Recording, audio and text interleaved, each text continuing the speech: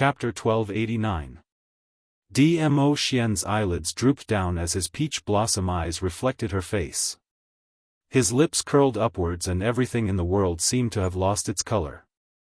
Yiqing Luo's breathing stopped as her heartbeat sped up. He leaned over and pressed his lips against her ear. His deep magnetic voice lingered beside her ear. No matter how important the imperial palace's matters are, it's not as important as you. Just a few simple words, but it seemed to be something that touched Yiqing Luo's heart fiercely. Her cheeks were flushed red. The arms around his neck also tightened at this moment. Her blushing face was plastered on his shoulder as she spoke in a low and extremely soft voice. "Ah Xian, I like you." She wanted to tell this feeling to Dmo Xian. This man had always placed her in the most important position in his heart. To her, Dmo Xian was also the most important person to her. She liked Dmo Xian.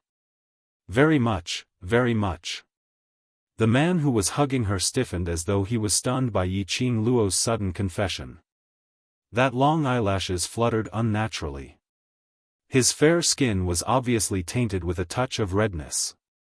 Yiqing Luo seemed to have discovered a new continent as her eyes widened as she started giggling. "Ah Xian, are you shy?" Yiqing Luo's eyes curved as she smiled.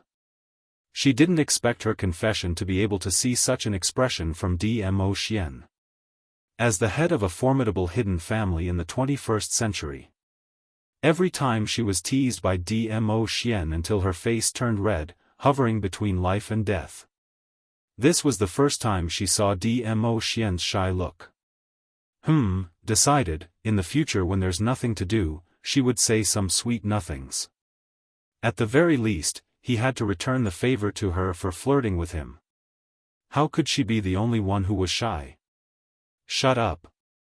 Dmo Xian turned his face away as he forcefully pushed Yiqing Luo's head into his arms. His footsteps quickened.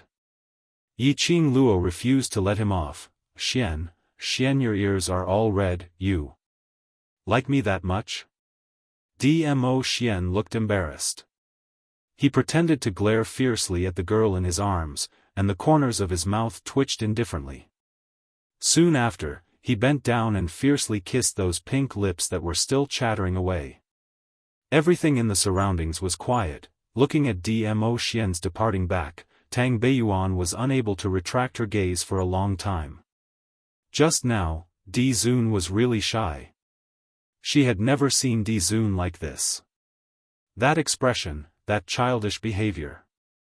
There was not a trace of the arrogance that he had in the past. He was just an ordinary, pure, ordinary man. The overlord had truly fallen in love with Yiqing Luo. It was only by Yiqing Luo's side that the overlord seemed like a real person. A person of flesh and blood, a person of joy and sorrow. No matter how important the Arch Palace is, it's not as important as you. These words kept lingering in his mind. She could not help but laugh softly. However, deep in his eyes, there was a strong sense of loneliness. If this sentence, her fiancé was willing to say to her, how good would that be?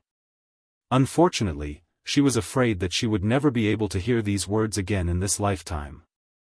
Yiqing Luo and Dmo Xian were riding on Little Nine as they rushed back to the old mansion. Little Nine's speed was extremely fast and the distance was reduced by half. In less than 4 hours, the two of them had already reached Three Springs City. In order not to attract too much attention, the two of them changed to walking as it was not far from Three Springs City. At this moment, it was just daybreak. The roadside was already crowded with people and it was extremely lively. Have you heard? Yesterday there was a huge fire, which directly burnt that old mansion in the west completely. Chapter 1290. Right, it's that the World Mercenary Group's old mansion. Wasn't it the mercenary group which was surrounded by the Yuchi family previously? Mercenary group. They must have offended the enemy and last night the enemy specially came to seek revenge. That's called burning thoroughly. The surrounding houses are not affected at all, apparently they are targeting the World Mercenary Group. If it wasn't for the fact that we saw the fire when we were making night watch this morning, I'm afraid we wouldn't know about this matter till now.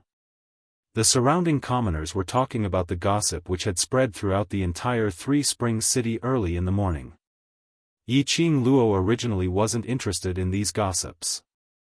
But indistinctly, she heard everyone discussing about burning, the world group, enemy. She then diverted her attention to listen. After she understood what the commoners were talking about, her face instantly turned pale like a piece of paper. Xian. Yiqing Luo grabbed Dmo Xian's robe tightly. Dmo Xian's expression was grave as he held her little hand tightly. Let's go back and take a look first.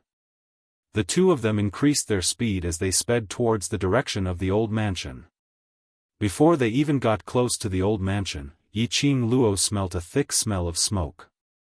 There were several commoners surrounding them as they pointed and gossiped. Yiqing Luo's expression turned paler by the minute. She let go of Dmo Xian's arm and her figure flashed as she speedily shifted to the entrance of the old mansion. There were several bailiffs from the surrounding as they carried out one corpse after another from the old mansion. Yiqing Luo knocked into one of the bailiffs and the stretcher which she was carrying instantly slipped out of her hands. The corpse on the stretcher fell onto the ground. That corpse was already burnt as it gave off an extremely pungent smell. The bailiffs were sent here early in the morning to carry the corpse as he raised his head and started scolding, "Who dares to disturb the officials' work? Don't you want your life?" When his gaze met Yiqing Luo, the bailiff's expression changed. Three Springs sect's young matriarch. Yiqing Luo didn't bother about the bailiffs as she stared straight at that pitch-black corpse. How many people are dead? Young matriarch, my condolences. Don't worry, the officials will definitely find the murderer and take revenge for the World Mercenary Group. The bailiffs stuttered. In the entire Three Springs city, there wasn't anyone who didn't know Yiqing Luo. Yiqing Luo was the World Group's vice group leader and this was something which everyone knew. Yiqing Luo's face turned gloomy as she raised her hand to grab the bailiff's collar. I'm asking you, how many people have died? The runner's legs went soft. Currently, the government has carried out more than 30 corpses. All of them have been burned beyond recognition and cannot be identified. There are more than 100 corpses in the backyard, the bailiff at the side continued. Young sect master, someone must be seeking revenge. There are obvious signs of a fight in the backyard. Please think carefully and see if you've made enemies with anyone recently. Yiqing Luo turned a deaf ear to their words. His head was buzzing, and he felt like he was about to explode. She stared at the pitch-black corpse on the ground, breathing heavily. Clenching her fists tightly, she quickly strode into the old house. Lil Luo, calm down. Dmo Xian stretched out his hand and grabbed Yiqing Luo's arm. Her little hands were cold and trembling. To be precise, Yiqing Luo's body was trembling non-stop. Even though she was nestled in Dmo Xian's arms, her body was still trembling. A peerless face was extremely pale. Her eyes were sparkling with a glint of crystal-clear tears, as she looked at Dmo Xian's face with a vacant look. Xian. Yiqing Luo's breathing tightened. Accompany me. Accompany me in, I want to confirm. No one could recognize those youngsters' corpses. But she recognized them. The corpses which were lying on the ground were not from the World Group. Over 100 corpses in the backyard. It might not be the World Group's youngsters. Chapter 1291. Dmo Xian comforted her by kissing her forehead. Don't worry, they will be fine. The trembling young lady in his arms didn't say a word. The little hand that was holding onto his shirt curled up a little more. Dmo Xian's peach blossom eyes squinted slightly as he tightened his arms around her. He lowered his head and pressed his lips against her ear. The young lady's faint fragrance entered his nostrils. His eyes flickered slightly as he suppressed the emotions that he shouldn't be feeling at this moment. He said in a gentle voice, "You're a little pervert, and the people you've trained are naturally perverts as well.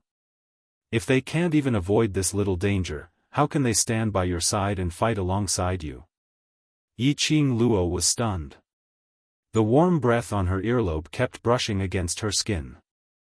Her long curly lashes blinked, and when she looked at Dmo Xian again, there was finally some spirit in her eyes. Dmo Xian's slender fingers pinched her nose. Believe in them, believe in the companions who can stand side by side with you. His deep magnetic voice made Yiqing Luo's body softened. Her heart seemed to be wrapped and covered by a warm current. That's right, she should believe in the brothers whom she had her eyes on. She should believe in her own companions. They were no longer the youngsters who were labeled as trash in the past. They already had enough power to stand by her side, companions who could stand side by side with her. Believe in them. Just like how they believed in her, believe in them. Yiqing Luo's nervousness and panic, at this moment, vanished into thin air. Her lips curled into a smile as she nodded vigorously, "Thank you, Ah Xian." Dmo Xian rubbed her head, held her little hand and pulled her directly to the old mansion which had long been destroyed by the fire. The crowd of commoners and the bailiffs who were watching the show behind them were stunned. That handsome man who looked like a god descended, could it be the legendary overlord? That otherworldly temperament. That flawless handsome face. That awe-inspiring majesty which made one inexplicably submit to him. He emitted a strong demeanor of a monarch. Other than the overlord, there was. Who? Such a man was so intimate with Yiqing Luo? Like a husband and wife, intimately hugging each other, whispering in a warm voice. So, the young lord of the Three Springs sect family really had such a relationship with the overlord. The common people talked about it enthusiastically, spreading the news from 1 to 10, 10 to 100, however, the two of them who had entered the old mansion were unaware of this matter. Not a single part of the old house was left unscathed. The air was also filled with a pungent smell that made one's stomach churn. From time to time, the blackened wood could no longer support its weight and fell to the ground, emitting an ear-piercing sound. Yiqing Luo walked quickly towards the backyard. As soon as he arrived at the backyard, he saw the burnt corpses all over the place. It was clear that a great battle had just taken place. Sensing carefully, he could still vaguely sense a faint trace of profound energy remaining in the air. Yiqing Luo looked around for a while and slowly closed her eyes. A burning sensation gradually welled up in his chest. This was the strength of her profound jade heart. She could sense the profound rank of a profound practitioner that was higher than hers. He could distinguish the grade of other profound practitioners' profound heart jades. Previously, after her profound jade heart was dug out by Yiqing Ling and the people from the dark forces, she was still able to rely on the remnant energy of the profound jade heart stored in her heart to sense it. Now that the profound jade heart had returned to her body, this ability of hers was getting stronger and stronger. Probing for a moment, she indeed sensed the remnant profound energy in the surroundings. It's the dark forces? Yiqing Luo's brows creased, vaguely sensing the profound yin qi which came from the dark forces. This aura was not obvious. Chapter 1292. Dark Forces? Dmo Xian's handsome brows creased slightly as he looked at Yiqing Luo. Are you sure? Logically speaking, under the harassment of the Arch Palace, the Dark Forces would definitely not have the time to attack these youngsters from the World Mercenary Group. To the Dark Forces. As long as Yiqing Luo wasn't around, they could casually send out any cultivator and they would be able to squash these youngsters to death like ants. The Dark Forces' target was only Yiqing Luo's profound heart jade and Yiqing Luo only. How could they possibly ambush the world group at this critical juncture? Yiqing Luo remained silent for a moment and slowly shook her head. I'm not too sure, the profound yin qi's response is very weak. She took a deep breath and closed her eyes again, preparing to magnify her perception. Suddenly, she felt a dull pain in her chest, causing her face to pale. Her fair little hand pressed against her chest, her eyebrows knitted tightly, her breathing heavy. "Don't force yourself." Dmo Xian noticed the change in her expression and grabbed her hand, which was placed on her chest. "It hasn't been long since the extraction of the heart bone, your body isn't suitable to use profound energy."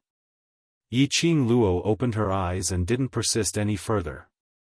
Even if he could sense the faint mysterious yin qi, it would be useless whether it was from the dark forces or not. Right now, the most important thing was to find his brothers so that he could know what had happened last night. The two of them stood in the middle of a group of corpses, their gazes searching through the charred corpses. His heart, which was hanging in the air, gradually calmed down. There were no corpses here. Not a single one. This meant that her brothers were still alive. Luo, look over there." Dmo Xian pointed towards the direction of the independent courtyard. "Look at the ground." Yiqing Luo followed the direction of Dmo Xian's finger. Countless messy footprints could be seen on the charred ground. Bloody footprints led in the direction of the independent courtyard. Yiqing Luo and Dmo Xian exchanged glances and both of them rushed towards the independent courtyard at the same time. Following the clear footprints on the charred ground, he arrived at Long Yunzhan's courtyard. The two of them walked in, and their footprints finally stopped at the door of Long Yunzhan's bedroom. The bedroom had already been burnt black, and almost everything had been burnt down. The ground was covered with piles of charred wood, scattered all over the place. Dmo Xian pulled Yiqing Luo's wrist and shoved her behind his back. Soon after, the wind from his palm stirred, and a hurricane blew up all the wood shavings in the room. Under the layers of wood chips, a square hole was revealed near the corner of the wall. Was that a secret passage? Long Yunzhan's room actually had a secret passage. Is this another secret tunnel that the old man holy thief built when he had nothing better to do? In other words, there was a high possibility that the world group members had left through this secret passage. After the hurricane dissipated, Yiqing Luo's figure flashed as she stood in front of the cave entrance. He reached out and touched something near the entrance of the cave. With a "ka" sound, the entire corner of the wall collapsed, revealing a hole that could fit a person. It was indeed a secret passage. Yiqing Luo's eyes shone brightly as she pulled Dmo Xian's hand and was about to rush into the secret passage. Dmo Xian held her little hand tightly and pulled her behind him. Only then did he take the lead and walk into the secret passage. It was just a casual action, but it made Yiqing Luo's lips curl into a sweet smile. The two of them, one in front and one behind, entered the secret passage. This secret passage wasn't considered spacious, and it was extremely simple. Chapter 1293. This secret passage was about 10 meters long. When the two of them walked out of the secret passage, they discovered that outside the secret passage was an abandoned forest behind the old house that had not been taken care of for a long time. As the commoners said, this fire only destroyed the entire old house. The houses near the old house and the abandoned forest were not affected at all. Perhaps, when the other party burned down the old residence, they had specially set up a barrier to isolate the outside world. On the ground, there were countless messy bloody footprints. It was especially eye-catching on the withered leaves. Yiqing Luo took a look at the direction of those footprints. It was the direction to the abandoned forest. Just as she was about to follow the footprints, her ears twitched and her expression froze. Who is it? At the same time, Dmo Xian tightened his grip around her waist. A majestic profound energy surged out from his body, sweeping up the fallen leaves on the ground. A tall figure walked out of the forest, his blue robe fluttering in the wind. When she met that pair of azure blue eyes, Yiqing Luo retracted the vigilance in her eyes as she speedily went up. "Ah Zhan, are the brothers all right?" Long Yunzhan shook his head lightly. "Everyone is safe." Yiqing Luo heaved a long sigh of relief and patted her chest. "It's good that you're all right, it's good that you're all right. It's all thanks to the help of the Emperor Palace's disciples sent by His Majesty. They escorted us all the way to safety." Long Yunzhan cupped his hands together as he bowed towards Dmo Xian. Lord Overlord, I represent all the brothers to thank Lord Overlord for lending a helping hand. His tone was extremely sincere. This was his heartfelt gratitude. Last night, if it wasn't for the Emperor Palace's disciples, he wouldn't have been able to ensure the safety of all his brothers. Your little Luo's brothers, this lord can't bear to see little Luo upset. There's no need to thank me. Dmo Xian hugged the young lady in his arms tightly as he spoke the truth. It was also a declaration to Long Yunzhan, only he could protect this woman. Long Yunzhan's eyelids drooped down as he tried his best to control himself, not looking at the intimacy between Dmo Xian and Yiqing Luo. Ah Zhan, are you hurt? Yiqing Luo could smell the faint scent of blood in the air. It floated over from Long Yunzhan's direction. She reached out, grabbed Long Yunzhan's wrist, and felt his pulse. Long Yunzhan retracted his hand in a panic. I'm fine, are you all right? Yiqing Luo's expression turned chilly, as her earlier joyous mood that her brothers were safe and sound, instantly congealed. She forcefully grabbed Long Yunzhan's arm and sneered, weak aura, excessive blood loss, you call this fine? Long Yunzhan's thin lips trembled. He lowered his head and did not reply. Yiqing Luo then discovered that Long Yunzhan's frail body was actually trembling slightly. His injuries, it was definitely not light. Seeing Yiqing Luo's expression turning colder and colder, Long Yunzhan's brows creased slightly as he explained in an extremely unnatural manner. The ghost doctor has already personally bandaged my wounds, and I've also eaten the pills that the ghost doctor personally refined. I've also obtained the ghost doctor's permission to come here to pick you up. The ghost doctor is here too? He was a person who was afraid of trouble and would rather spend all his time refining pills and researching pills. He actually became a doctor and helped these youths bandage their wounds? Perhaps, it must be because of her. Her ghost doctor master. Yiqing Luo sighed helplessly, it seemed that she owed more and more favors. Yiqing Luo released Long Yunzhan's wrist. Where are all of you now?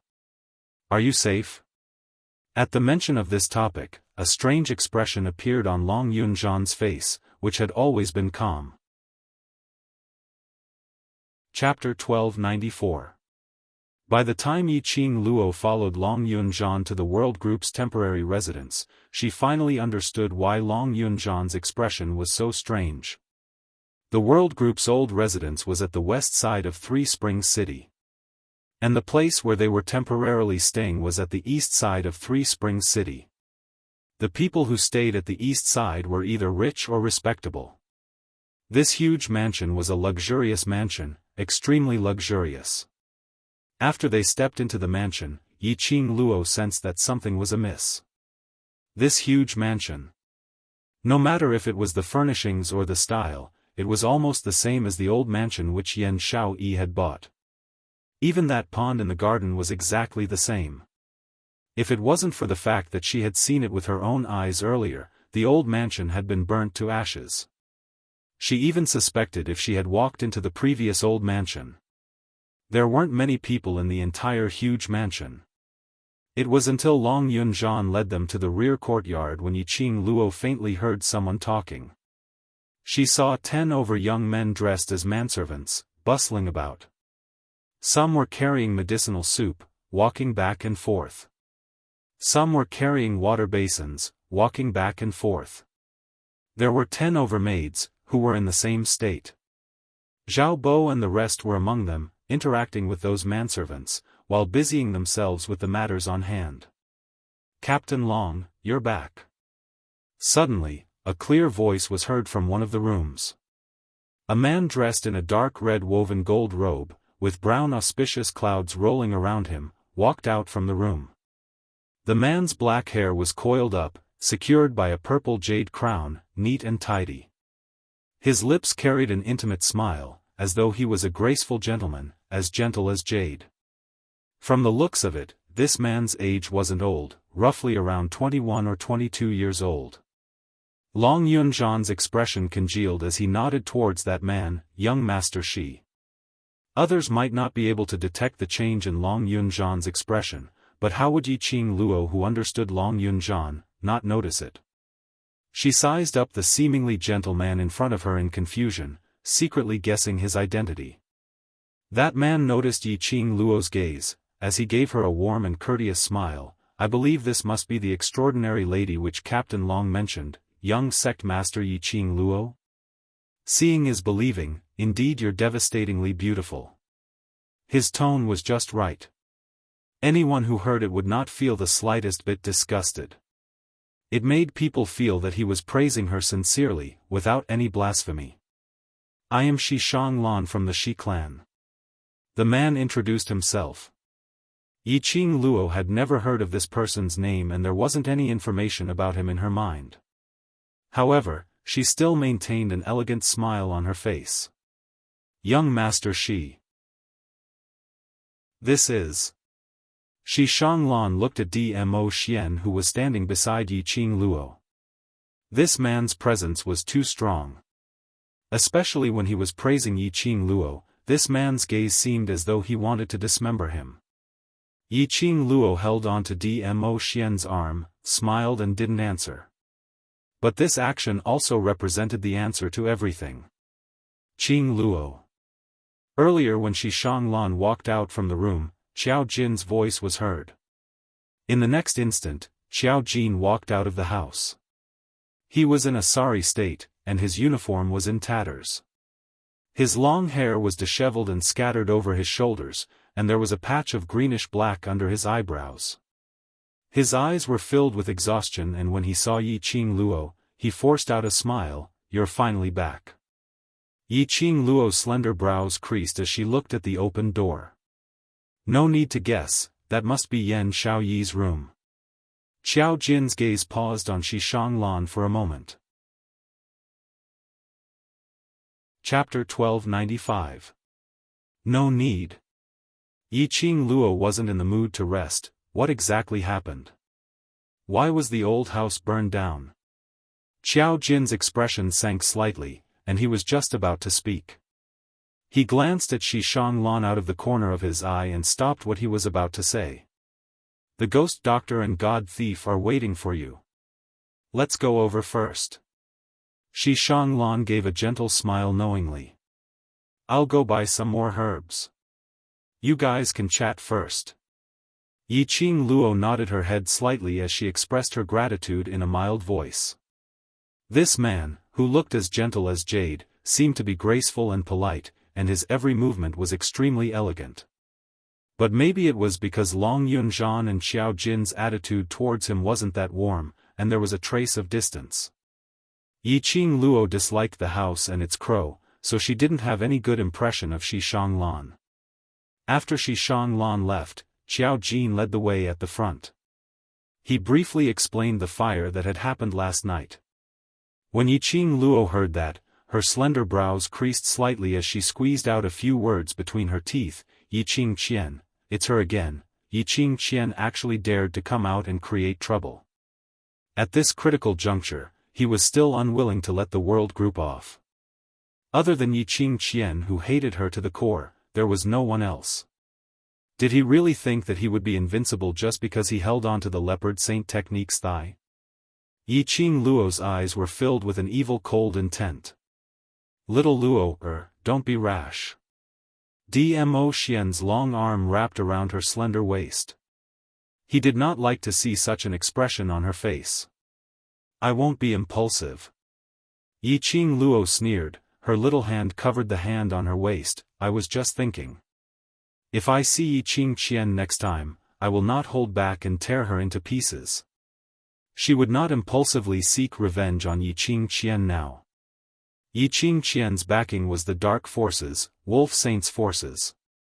The Brothers of the World Group had yet to recover from their injuries.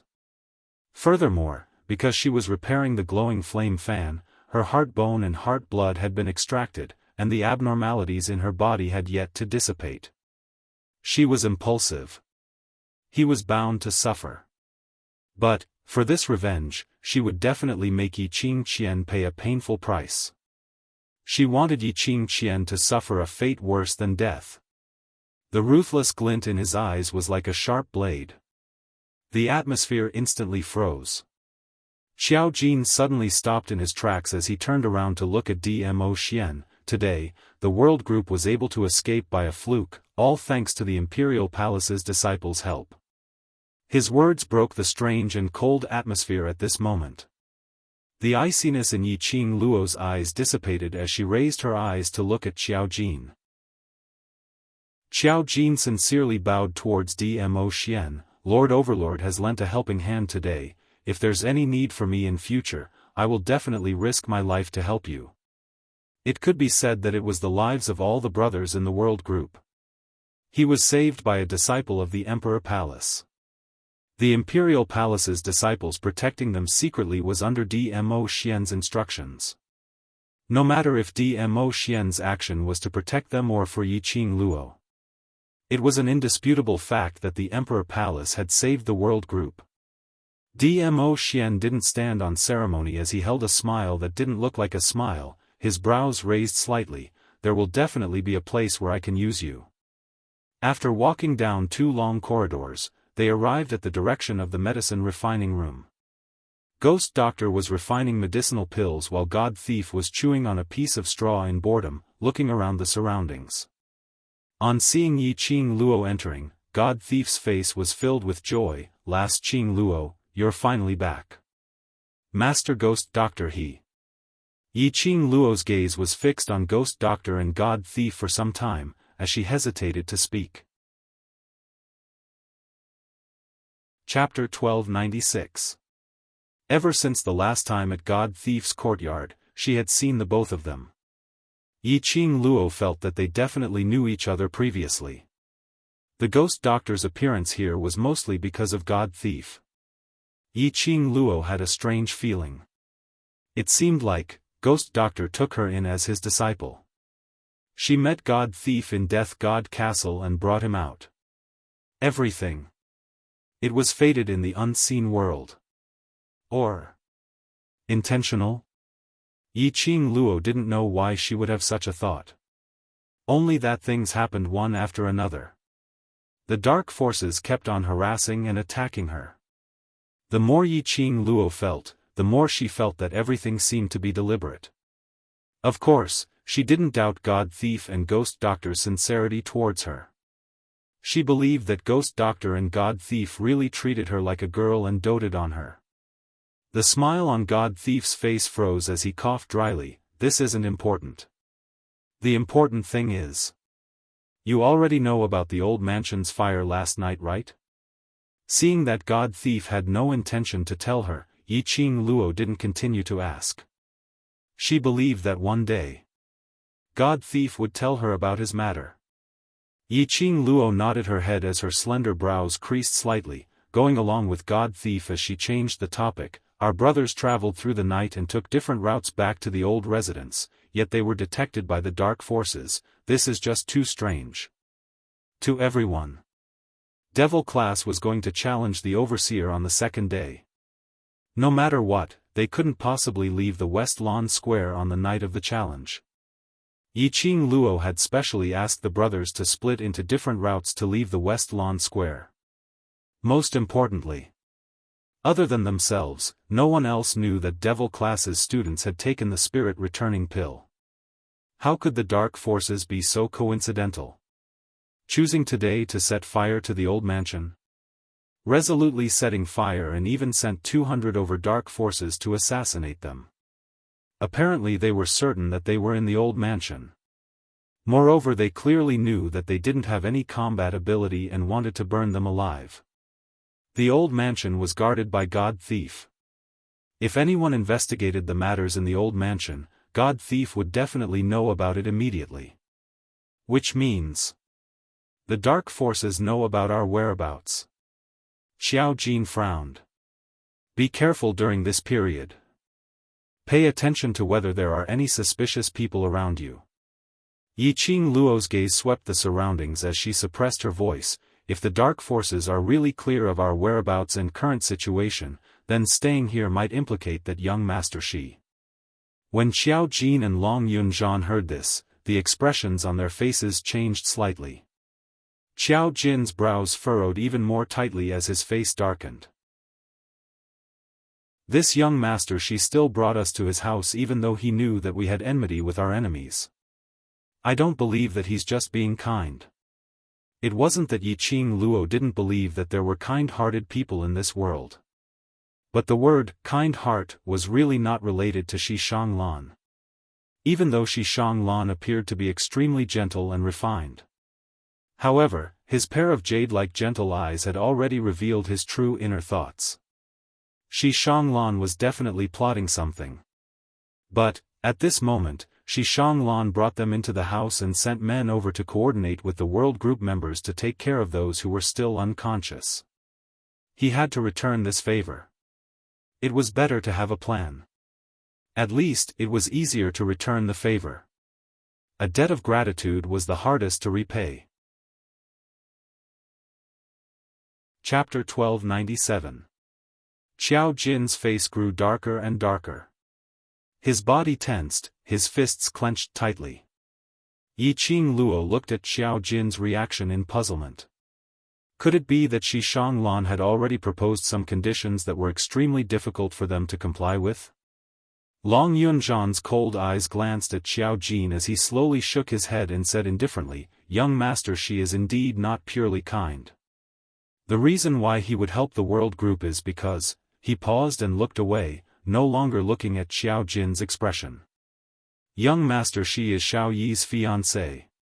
This sentence was like a stone thrown into the calm surface of the water, causing ripples to appear. Fiancé? Yan Xiao Yi's fiancé? Why had he never heard Yan Xiao Yi mention that she had a fiancé? Then, what about Xiao Jin? Yan Xiao Yi liked Xiao Jin. Xiao Jin liked Yan Xiao Yi. The relationship between the two of them could actually be seen by observant women like her and Tong Ziqing.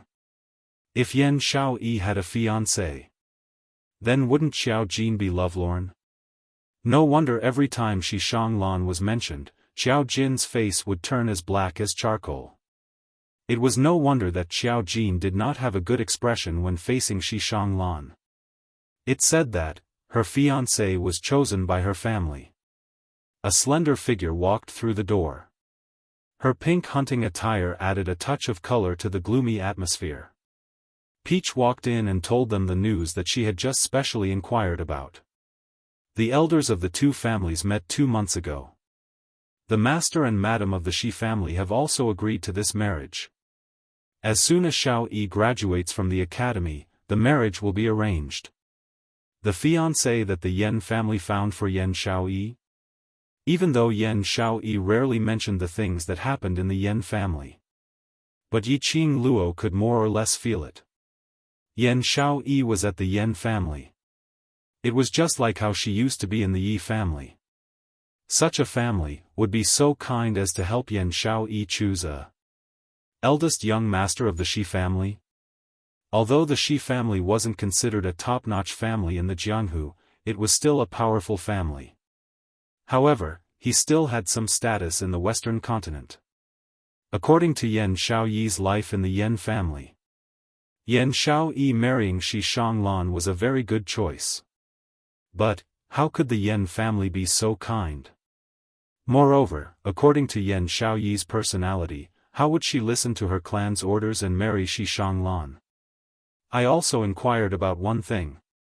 Peach looked at Yiqing Luo hesitantly, not knowing if she should say it at this time. The more she hemmed and hawed.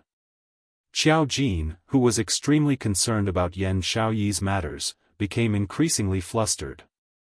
Quickly tell me what you found out. That, fiancé. Actually, Xiao Yi knows of this person's existence. Peach stuttered. With every word he said, he carefully looked at their expressions. Xiao Jin's stiff body suddenly swayed. Long Yunzhan, who was at the side, immediately reached out to help. She knows. Xiao Jin's voice was extremely hoarse, and it faintly revealed a trace of self-ridicule.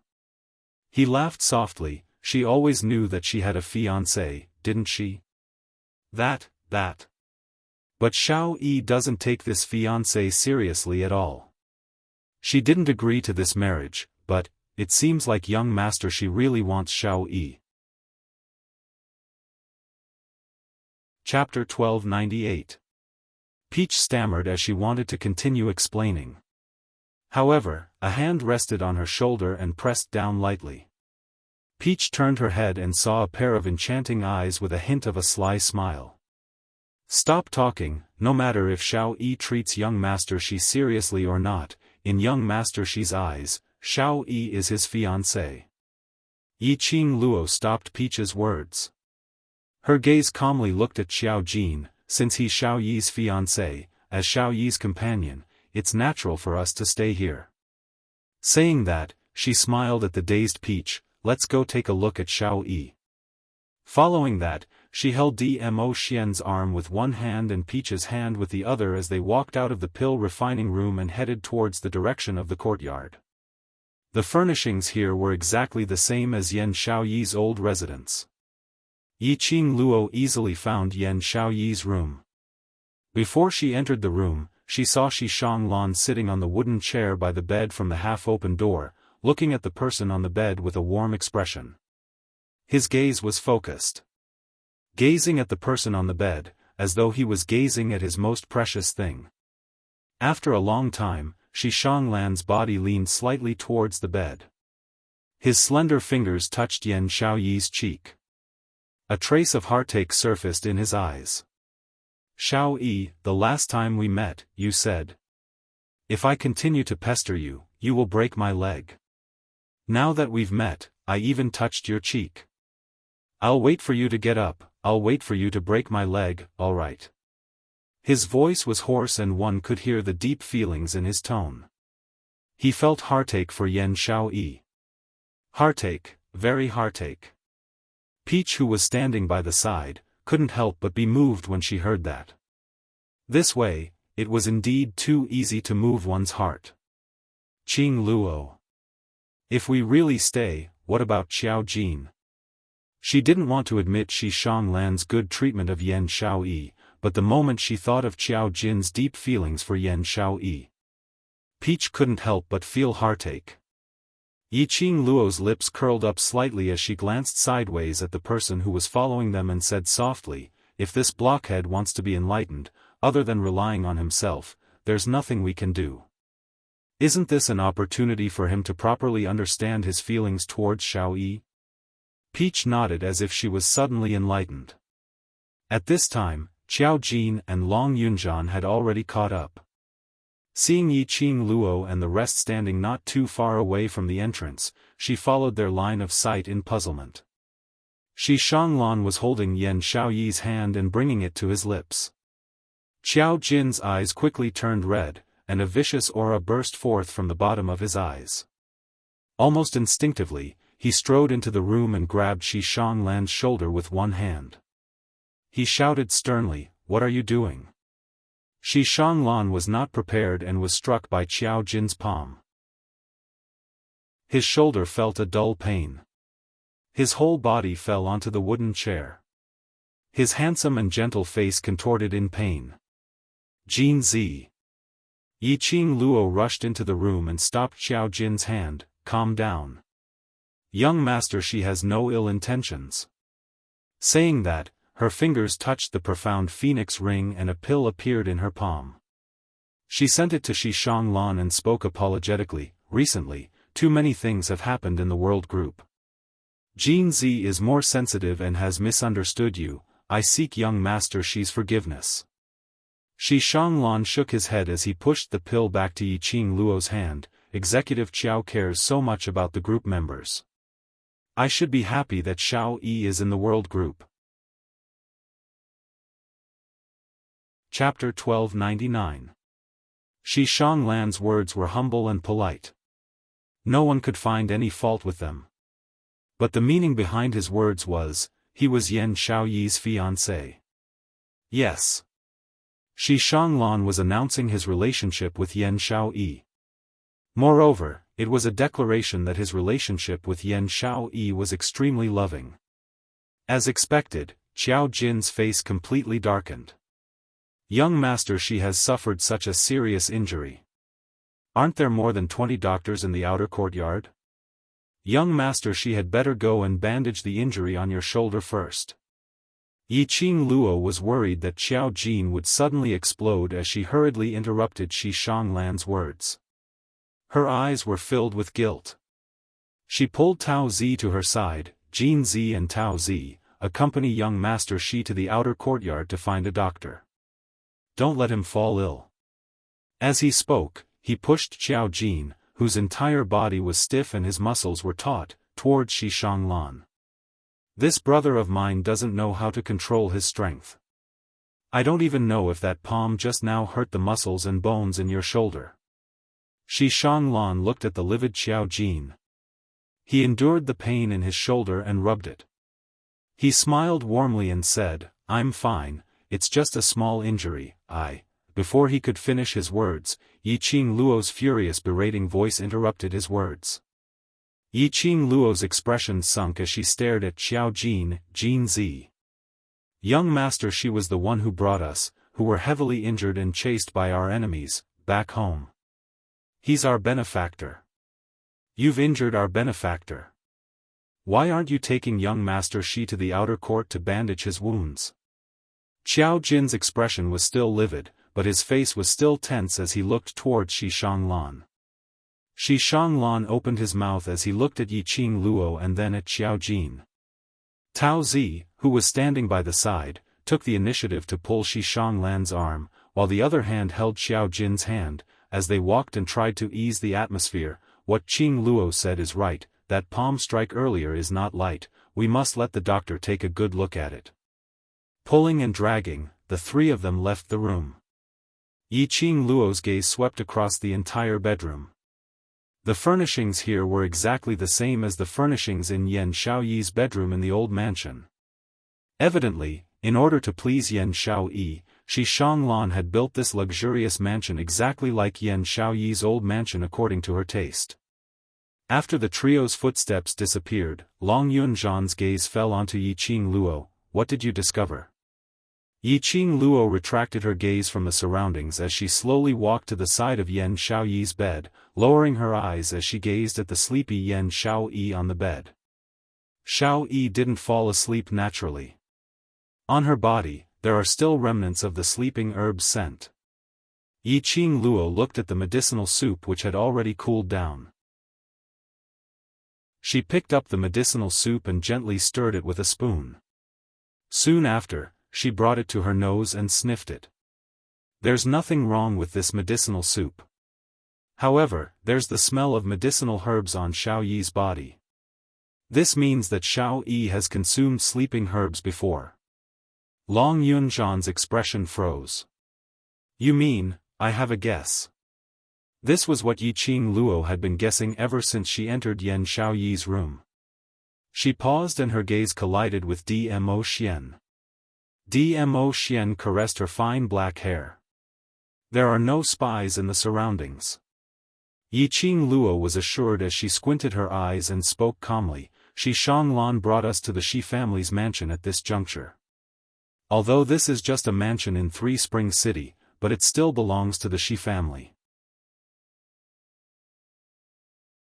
Chapter 1300. Just standing outside Yan Xiaoyi's room door, Yiqing Luo sensed something strange. But after smelling the sleeping herb on Yan Xiaoyi, Yiqing Luo felt strange. Shi Shanglan used a sleeping herb to make Xiaoyi fall into a deep sleep. His goal was to let us see how devoted and affectionate he was towards Xiaoyi. Initially, Yiqing Luo felt strange when she saw the half-open door. Especially when he saw that Shi Shanglan was the only one in the house, he felt even more strange. If Shi Shanglan specially came to feed Yan Xiaoyi medicine, he could totally close the door. Of course, if he was worried that a single man and woman would attract criticism, he could totally leave them alone. But Yan Xiaoyi's door was half open. It seemed to be half hidden. On the contrary, it seemed somewhat deliberate. He made Yan Xiaoyi fall into a deep sleep and specially let them hear his confession and deep feelings for Yan Xiaoyi. Yi Qingzhen had no other way and didn't want to think about it in another direction. This was the reason why Yi Qingluo specially sent Xiao Jin away. Otherwise, based on Xiao Jin's personality, he would definitely attack directly when he knew that Shi Shanglan might be using Yan Xiaoyi. What is his motive for doing this? Long Yunzhan asked in a low voice.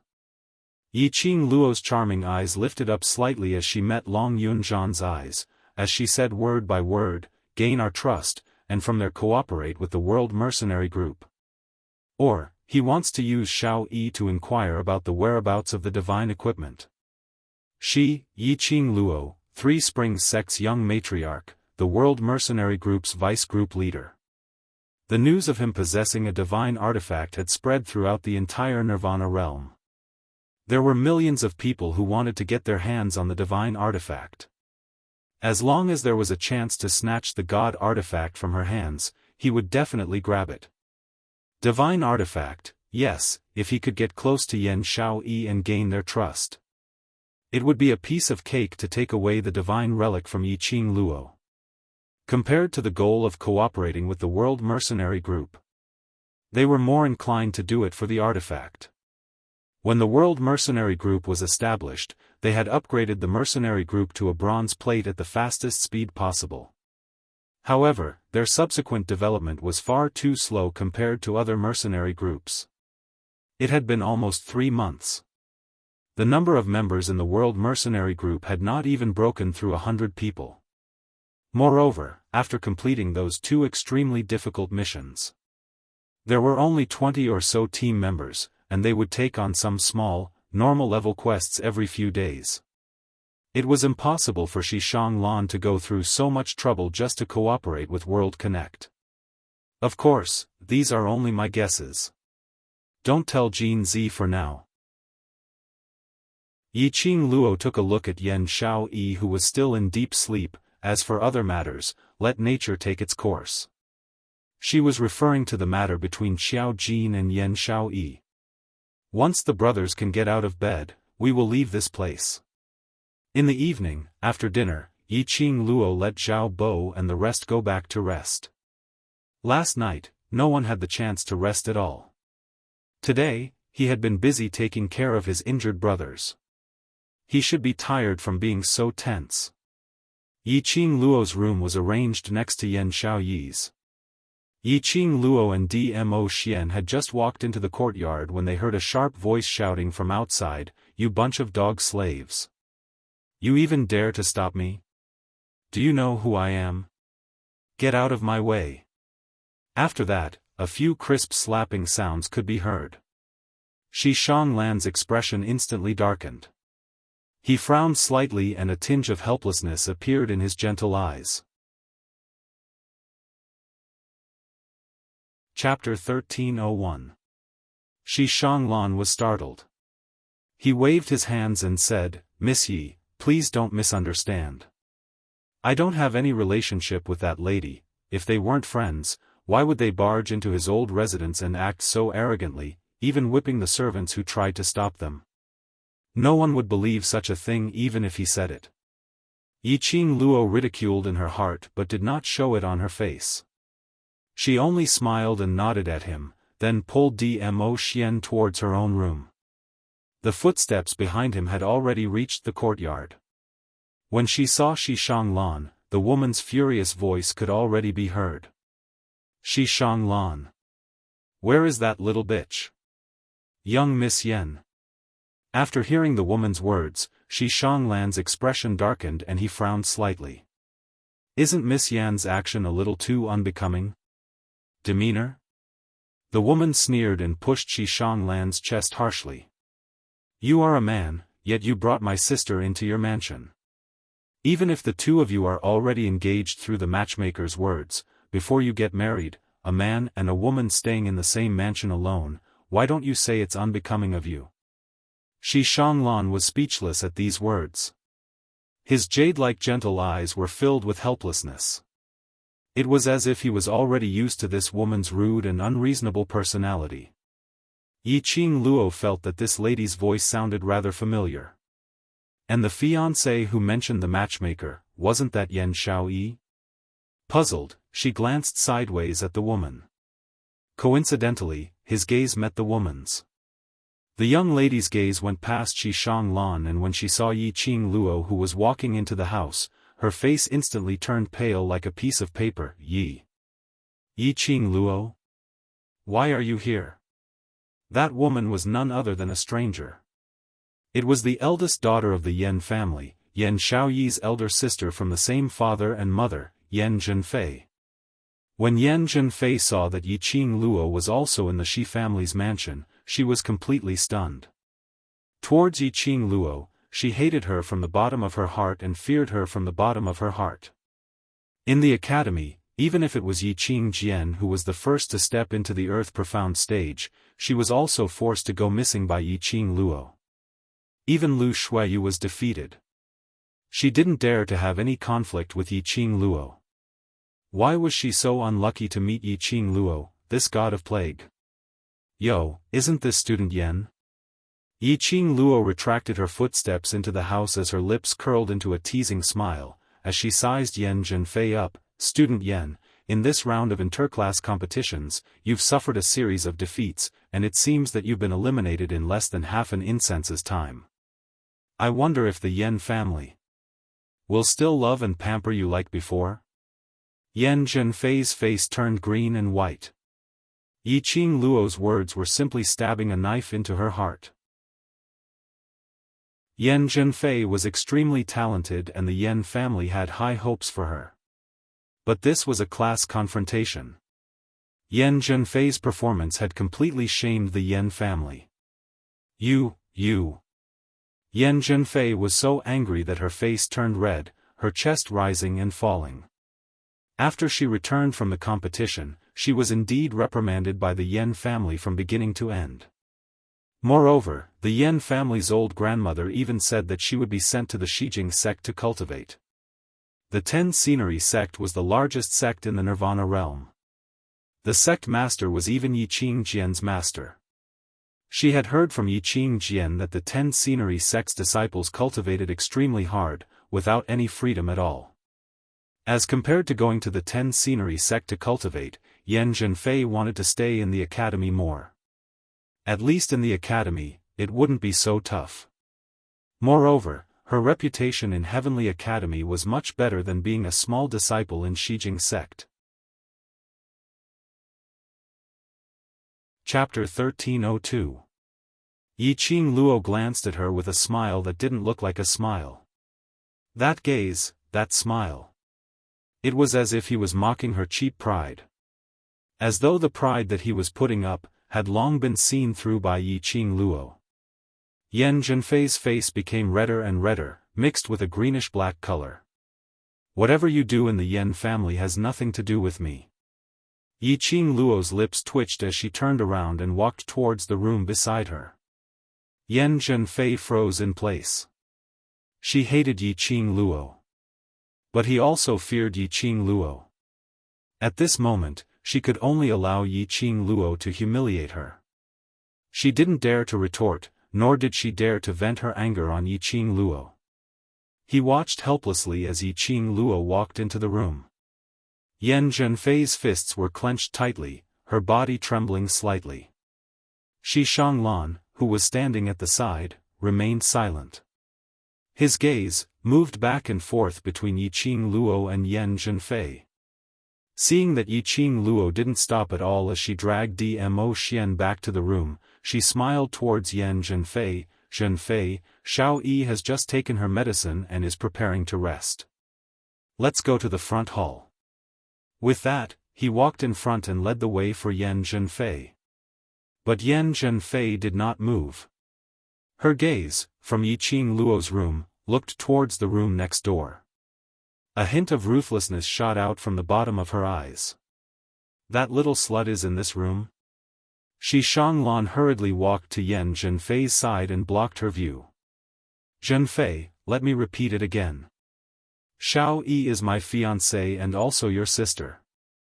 If I hear you call me a slut again, don't blame me for disregarding the relationship between our two families." His voice was solemn, and his face was devoid of its usual warmth. Yan Zhenfei was frightened by his gaze.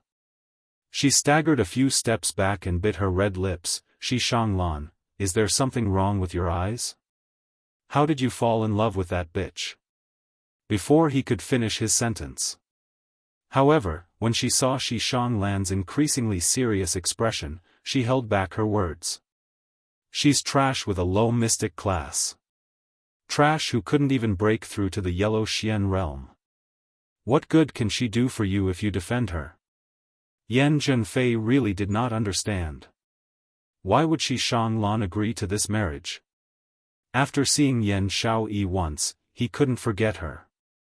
If Yan Xiaoyi and Xishanglan really got married, the Shi family became Yan Xiaoyi's backing, then it wouldn't be so easy for her to deal with Yan Xiaoyi in future.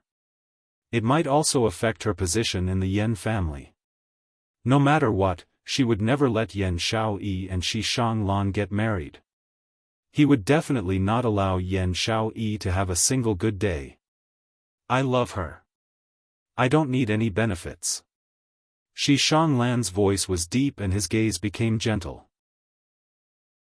His gaze slowly landed on Yan Xiaoyi's room. "No matter if she's a low-level mystic trash, or a trash that can't cultivate, I love her. This alone is enough for me to treat her well." "You." Yan Zhenfei's fingers trembled in anger. "Love?" Ever since Yan Xiaoyi was born, she was an abandoned chess piece that everyone despised. Her existence was a mistake. Everyone in the world should loathe her and abandon her. What love? That kind of slut didn't deserve love. Yan Zhenfei clenched her fists and charged towards Yan Xiaoyi's room. With a bam, Yan Zhenfei kicked the door open. Xishanglan reacted and quickly followed to stop her. Yan Zhenfei charged into the room and saw a woman sitting against the bed with a mocking smile, looking at her coldly. That gaze was as cold as ice. Chapter 1303. You, Yan Zhenfei pointed at the girl on the bed and felt an inexplicable sense of guilt. The person on the bed had a pale face and looked sickly. A head of hair that looked like seaweed spread over her shoulders, adding a hint of weakness to the exquisite and beautiful girl. If she ignored that cold gaze, Yan Zhenfei would probably be stunned by this exquisite face. Was this still her good-for-nothing sister? In her memory, Yan Xiaoyi was lifeless and disheveled all day long, looking like a crazy woman.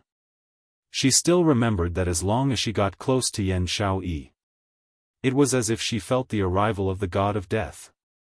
Everyone in the Yan family was disgusted by his lifeless demeanor. But the girl in front of her now was even more stunning than her. How could this be her sister? "Miss Yan, how have you been?"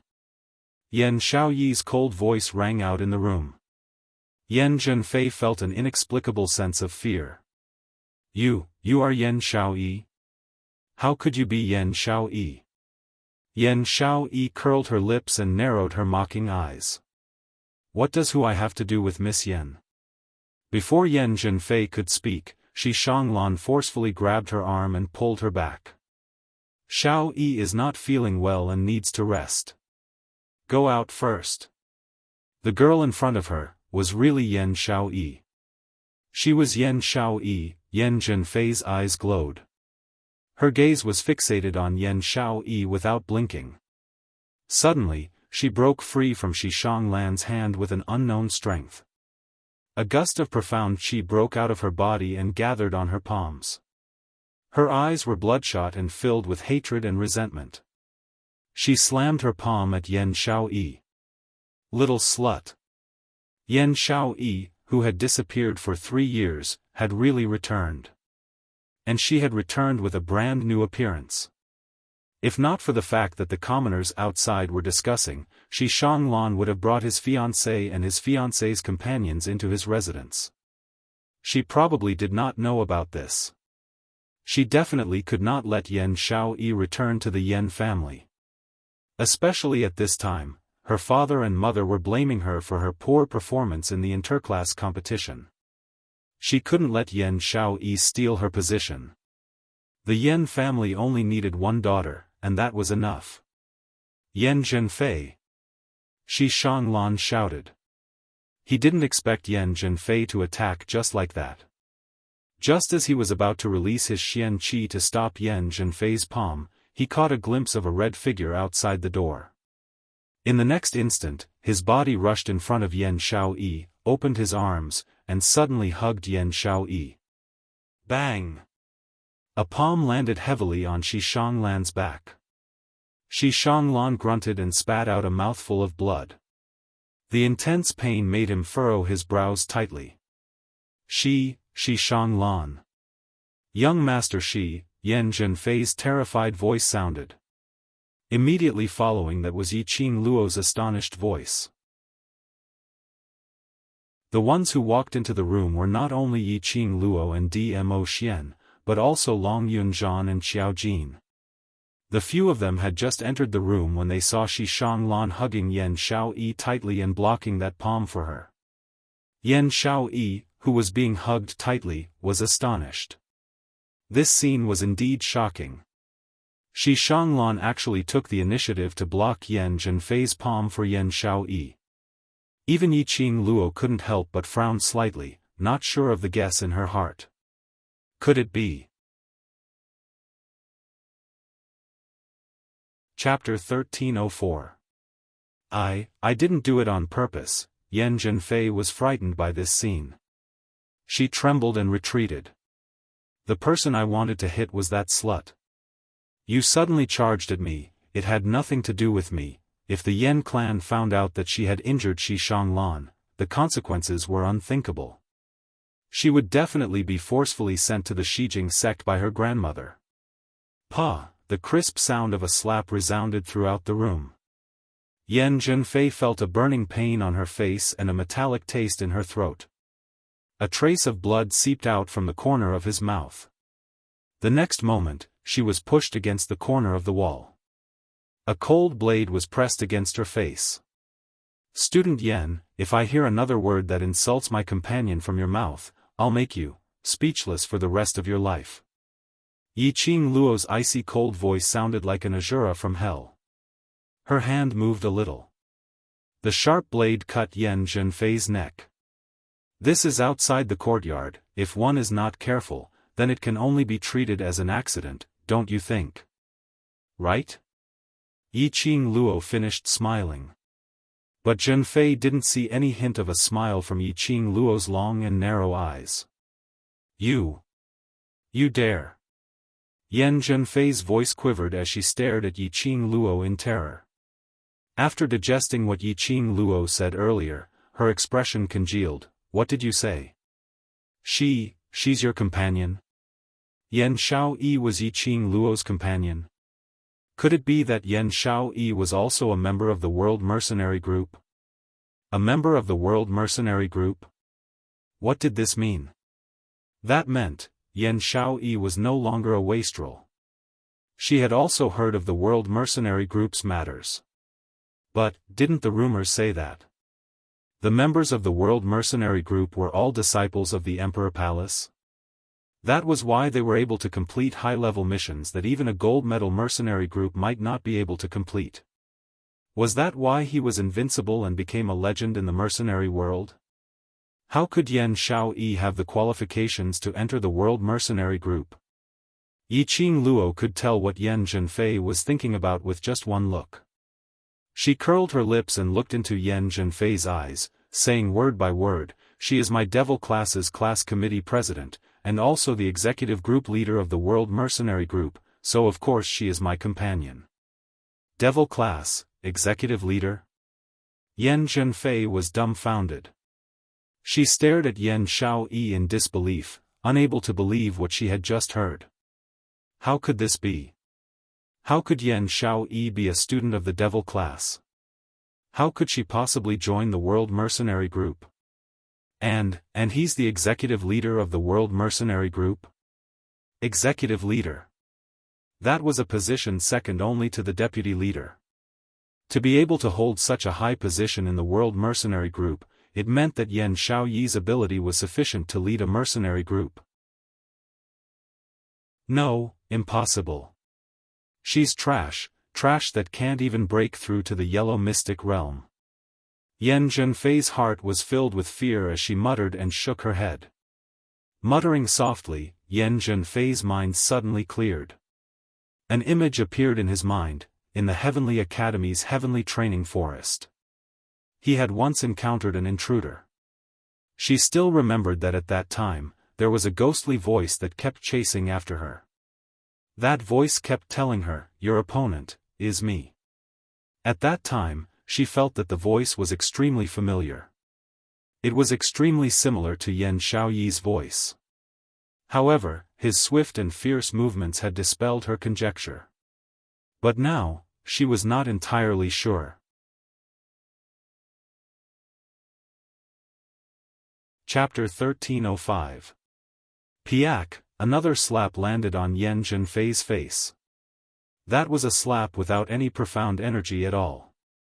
It was entirely her own strength, slapping Yan Zhenfei's face. Yan Zhenfei's cheeks were swollen from the slap. Yan Zhenfei cried out in pain as tears streamed down her face. "I've said this before, don't insult my companion." Yiqing Luo's voice was exceptionally cold. That squinted eyes were filled with an eerie chill. Yan Zhenfei held her cheeks as she bit her lower lip. No matter how much resentment and hatred she had in her heart, she didn't dare to show it on her face. "Qing Luo." Yan Xiaoyi, who was lying on the bed, suddenly called out Yiqing Luo's name. Yiqing Luo glanced over. Hearing Yan Xiaoyi's voice, Yan Zhenfei suddenly regained her senses. She looked at Yan Xiaoyi in terror, and in a few steps, she rushed to Yan Xiaoyi's bedside. In this situation, the few of them didn't stop her. Under their eyelids, no matter what Yan Zhenfei thought of, she wouldn't be able to gain any advantage. "Sister." Yan Zhenfei rushed to the bedside, anxiously trying to hold Yan Xiaoyi's hand. Yan Xiaoyi avoided her hand in disgust. Yan Zhenfei missed and could only grab the blanket on Yan Xiaoyi. "Sister, I'm your biological sister from the same father and mother. You won't let them hurt your biological sister, right?" Her voice trembled uncontrollably. As she said that, tears welled up in her eyes. That pitiful look made one feel pity for her. But the few of them present didn't have any good impression of Yan Zhenfei. Yan Zhenfei's look, in their eyes, was just a joke. Yiqing Luo leaned into Dmo Xian's arms as she crossed her arms, staring at them without blinking. At this moment, they couldn't interfere. After all, this was Yan Xiaoyi's personal matter. If Yan Xiaoyi wished for them to let Yan Zhenfei off, she didn't have any objections. The entire room was terrifyingly strange. Only Yan Zhenfei's sobbing could be heard. Yan Zhenfei's heart became emptier and emptier. "We have the same blood in our veins, we are sisters. As long as you say it, they will let me go." Yan Zhenfei was extremely vexed. Why didn't she investigate anything today and just rush to the Shi family's other residence? She found out from the commoners that there was a huge fire that destroyed the World Mercenary Group. Shi Shanglan brought his fiancée back to his residence. When he heard the word fiancée, Yan Zhenfei threw the fire and the World Mercenary Group to the back of her mind. All he could think about was, Shi Shanglan's fiancée? The cowardly and incompetent bitch Yan Xiaoyi who disappeared for 3 years? He immediately rushed to the residence of the Shi family. If he had linked Yan Xiaoyi and the World Mercenary Group together, she would not be so submissive now. And even sought help from that slut, Yan Xiaoyi. Yan Zhenfei suppressed her displeasure and disdain for Yan Xiaoyi. In a soft voice, she continued to plead, "Sister, my good sister, when I return to the Yan family, I will let father and mother come and fetch you personally, okay?" Yan Xiaoyi looked at Yan Zhenfei with a smile which didn't look like a smile, as her lips curled into a sneer of ridicule. Sister? Eldest young Miss Yan, I'm afraid you've got the wrong person. Earlier I heard everything clearly when I was in the room. Didn't you say that you're the only eldest young miss in the Yan family? Yan Xiaoyi interrupted her words, as her brows rose with a smile which didn't look like a smile. Chapter 1306. In his memory, Yan Xiaoyi had been neglected since she was young. To Yan Xiaoyi, the most important thing was feelings. As long as he gave Yan Xiaoyi a little bit of hope, Yan Xiaoyi would be willing to sacrifice her life for him. Yan Zhenfei thought that she had used kinship and the name of her parents to pressure and deceive Yan Xiaoyi. Yan Xiaoyi would definitely beg Yi Qing Luo to let her off for the sake of kinship. As long as she got out of here alive. At that time, he would think of a way to deal with Yan Xiaoyi. But, who would have expected this? Yan Xiaoyi's transformation was so huge. No matter what was said, Yan Xiaoyi still had a cynical and sarcastic look on her face from beginning to end. Yan Zhenfei's expression darkened. It was already her limit to be so submissive to the slut that she had always looked down on. If Yan Xiaoyi still refused to give face, how expensive. Xianglan, who had been sitting paralyzed on the wooden chair, spoke in an extremely weak voice after a long silence. The wound on his shoulder had already split open. Just now, he had also suffered a palm from Yan Zhenfei. At this moment, he looked extremely weak. He called Yan Zhenfei's name softly. Xiaoyi is my fiancée and will be the Xi family's madam in the future. As the Yan family's eldest daughter, please watch your words and actions. Pausing for a moment, the corners of his mouth curled into a smile. For Xiaoyi's sake, I won't tell the Yan clan about what happened today. When Xianglan said that he would keep it a secret, Yan Zhenfei's heart was finally at ease. No matter what, she couldn't be sent to the 10 Scenery sect. Seeing Yan Zhenfei shut her mouth, Xianglan then turned his gaze towards Yi Qing Luo as he gave a weak smile. Miss Yi, Zhenfei doesn't have any ill intentions. I think I just want to see my sister whom I haven't seen for a long time. If it's possible. Can you let her go? Yi Qing Luo did not reply. She looked at Yan Xiaoyi. This is your house, if you want her to leave then let her leave. Why are you asking my Qing Luo for? Yan Xiaoyi frowned as she spoke in an unfriendly tone. Xianglan smiled helplessly. He seemed to be used to Yan Xiaoyi's attitude towards him. He looked at Yan Xiaoyi gently. The tenderness in his eyes could not be concealed at all. Xianglan's fiery gaze caused Yan Xiaoyi to frown. She subconsciously looked at Xiao Jin, who had not said a word since he entered the room. Xiao Jin's gaze fell on her. His face was gloomy, and a storm seemed to be brewing in his eyes. They had been partners for so long. Yan Xiaoyi could tell with one look that all the muscles in Xiao Jin's body were tensed up. That was a sign that he was angry. Every time Xiao Jin was enraged, his body would tense up. Is he angry? Was he angry because of her relationship with Xianglan? In other words, was Xiao Jin jealous? This thought caused Yan Xiaoyi's heart to beat faster. However, this feeling of heartbeat did not last for long. Xiao Jin had already shifted his gaze away, turning around to leave the room. His steps were extremely heavy, and he was suppressing his extreme anger. Jin Zi. Yi Qing Luo turned her head to look at Xiao Jin who had already walked far away, and took a look at Yan Xiaoyi, feeling somewhat speechless towards Xiao Jin. At this moment, shouldn't he express his concern for Yan Xiaoyi? At least in front of Xianglan, he had to stabilize his position. Why did he just turn around and leave without saying a word? Even if he wanted to act cool, this wasn't the way to do it, alright?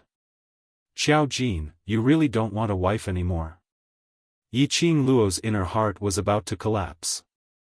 Why did she have a déjà vu feeling that the emperor wasn't anxious, but the eunuch was anxious? The atmosphere froze. Yan Zhenfei saw that no one's attention was placed on her.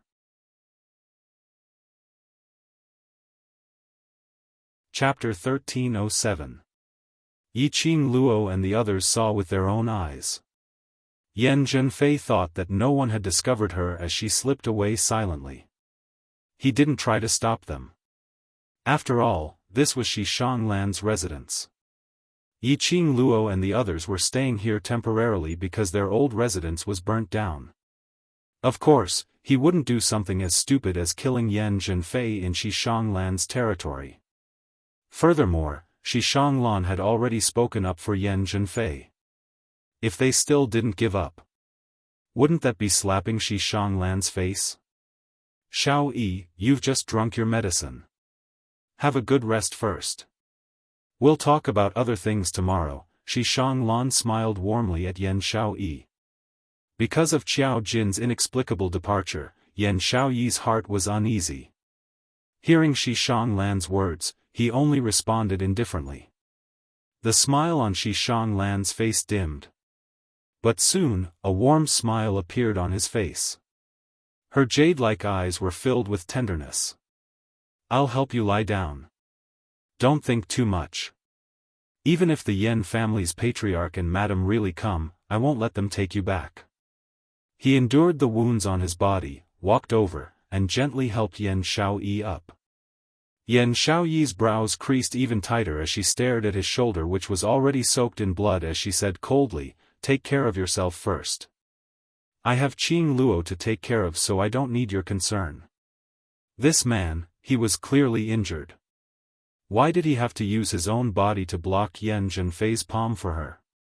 With his strength, as long as he used his Xian Qi, he would be able to resist it easily. Xiao Yi, are you worried about me?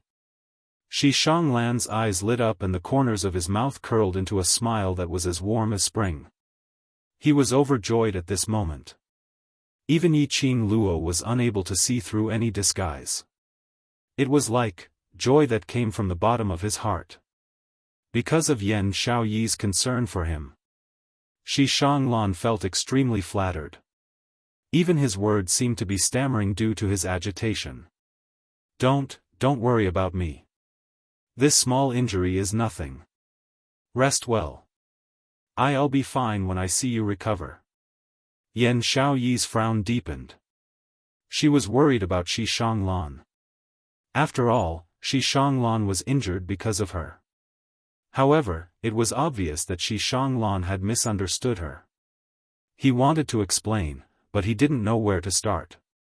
Yan Xiaoyi simply turned her face away, too lazy to bother with him anymore. However, this was enough to make Shi Shanglan extremely excited. He helped Yan Xiaoyi to sleep and tucked her into bed. Only then did he turn around to leave. His gaze fell on the few people behind him who were staring at them in a daze. A faint blush appeared on that gentle jade-like face. It was as if he had just realized that they were still in the room. He apologized with some embarrassment. I'm sorry. I've made a fool of myself in front of you. I don't think it's a joke." Yiqing Luo gave an elegant smile. On the contrary, it allowed us to see young Master Shi's deep feelings towards Xiao Yi. Shi Shanglan's face turned redder. "She is my fiancée." Yiqing Luo gave a meaningful smile. Following that, she pulled Dmo Xian along and prepared to leave. The medicinal effect is about to take effect, let Xiao Yi rest quietly. We've been busy the whole day, and we're all tired. His gaze went past Shi Shanglan and looked at Yan Xiao Yi, whose back was facing them. The few of them exchanged some pleasantries and left Yan Xiao Yi's room together. After Shi Shanglan left the courtyard, Yiqing Luo's figure once again appeared outside Yan Xiaoyi's door. She didn't enter the room. She only raised her eyes and fixed her gaze on a certain spot in the dark night. In the dark night, her voice sounded a little chilly. "How long are we going to hide there?" The wind blew and it was quiet. responding to Yiqing Luo. Chapter 1308. Yiqing Luo raised her brows as her lips curled up in ridicule, not willing to come out. Do you feel ashamed to face Xiao Yi, or are you deeply aware that you are inferior to young Master Shi? In the dark, rustling sounds could be heard, appearing somewhat messy. After some time, a figure steadily landed in front of Yiqing Luo. His dark and gloomy face almost merged with the night. That's enough. You're already ugly enough. Don't keep a straight face. Yiqing Luo rolled her eyes. Look at young Master Shi, that fair complexion, those long legs. If we were to really compare, this point has already won you completely. With that pretty face of his, he wants to completely defeat me? Wait till I reveal. Qiao Jin's voice paused. That unprepossessing face had a complicated expression. His tone changed, and his voice deepened. What are you trying to say? Let's talk inside. Yiqing Luo finished her sentence and stepped into the room next door. Qiao Jin hesitated for a moment but still followed. Candlelight flickered in the room. Dmo Xian sat by the side, sipping his tea. Yiqing Luo had just walked over when she was grabbed by one hand and forcefully pulled into his arms. Long used to Dmo Xian's sudden display of affection, Yiqing Luo couldn't be bothered to struggle. She just sat on Dmo Xian's lap and looked at Xiao Jin lazily. After being agitated by Shi Shanglan, you don't even want your wife anymore? What wife? Xiao Yi and I don't have that kind of relationship. Qiao Jin's brows were tightly knitted together, his face under the candlelight was livid. Yiqing Luo thought, what if she wasn't the one asking this question? Qiao Jin would probably use his fist to answer this question. Why are you still trying to be secretive in front of your brother? Yiqing Luo rolled her eyes at him. Do you know what is the reason why you lost to Shi Shanglan? Qiao Jin was silent. He seemed to be unable to answer. He seemed to be waiting for her answer. Yiqing Luo sighed helplessly and pointed at the man who was hugging her. Do you see that? The overlord who was worshipped as a deity in the Nirvana realm is now with me. Have I ever hidden such an honorable identity from you? Has he ever denied our relationship? Yiqing Luo knew that for matters of the heart, she could only rely on herself to resolve it clearly. But according to Qiao Jin's character, even if he was given another 100 years, this blockhead of his probably couldn't even wrap his head around it. What a woman wants the most isn't for you to silently pay for her, but for you to let her see your feelings for her. Yiqing Luo lowered her voice and said word by word, a woman's heart is very easy to let her imagination run wild. If you are unable to let her feel your love for her, then she will fall into a lot of wild imagination. In the end, in those thoughts, she is sure that you have no feelings for her. Just like what happened in the room earlier. You were clearly jealous, but you pretended to be cool and left. Not only did your actions hurt Xiao Yi, it also caused her to misunderstand you. Just like earlier, you were hiding on the tree beside Xiao Yi, secretly protecting her. But Xiao Yi doesn't know about any of this. Instead, she might think that she's being monitored. Your sacrifice is meaningless. Since he liked her, he should say it openly. After conveying his intentions, even if he was rejected, he wouldn't regret it in the future. What have you sacrificed for love? Just say it openly. At the very least, she knew what you had done for love. What silently sacrificing for your lover, seeing her happiness, it was all bullshit. From Yiqing Luo's point of view, this was simply his cowardice. Anyway, if she were to watch Dmo Xian silently from afar, silently sacrificing for him, she absolutely couldn't do it. Say that she was selfish, or only loved herself. To her, if there was no reciprocation of feelings, even if she really fell in love, she wouldn't hesitate to pull away. She still had a lot of things to do. Love wouldn't be her everything. One day, time would slowly wear away this relationship.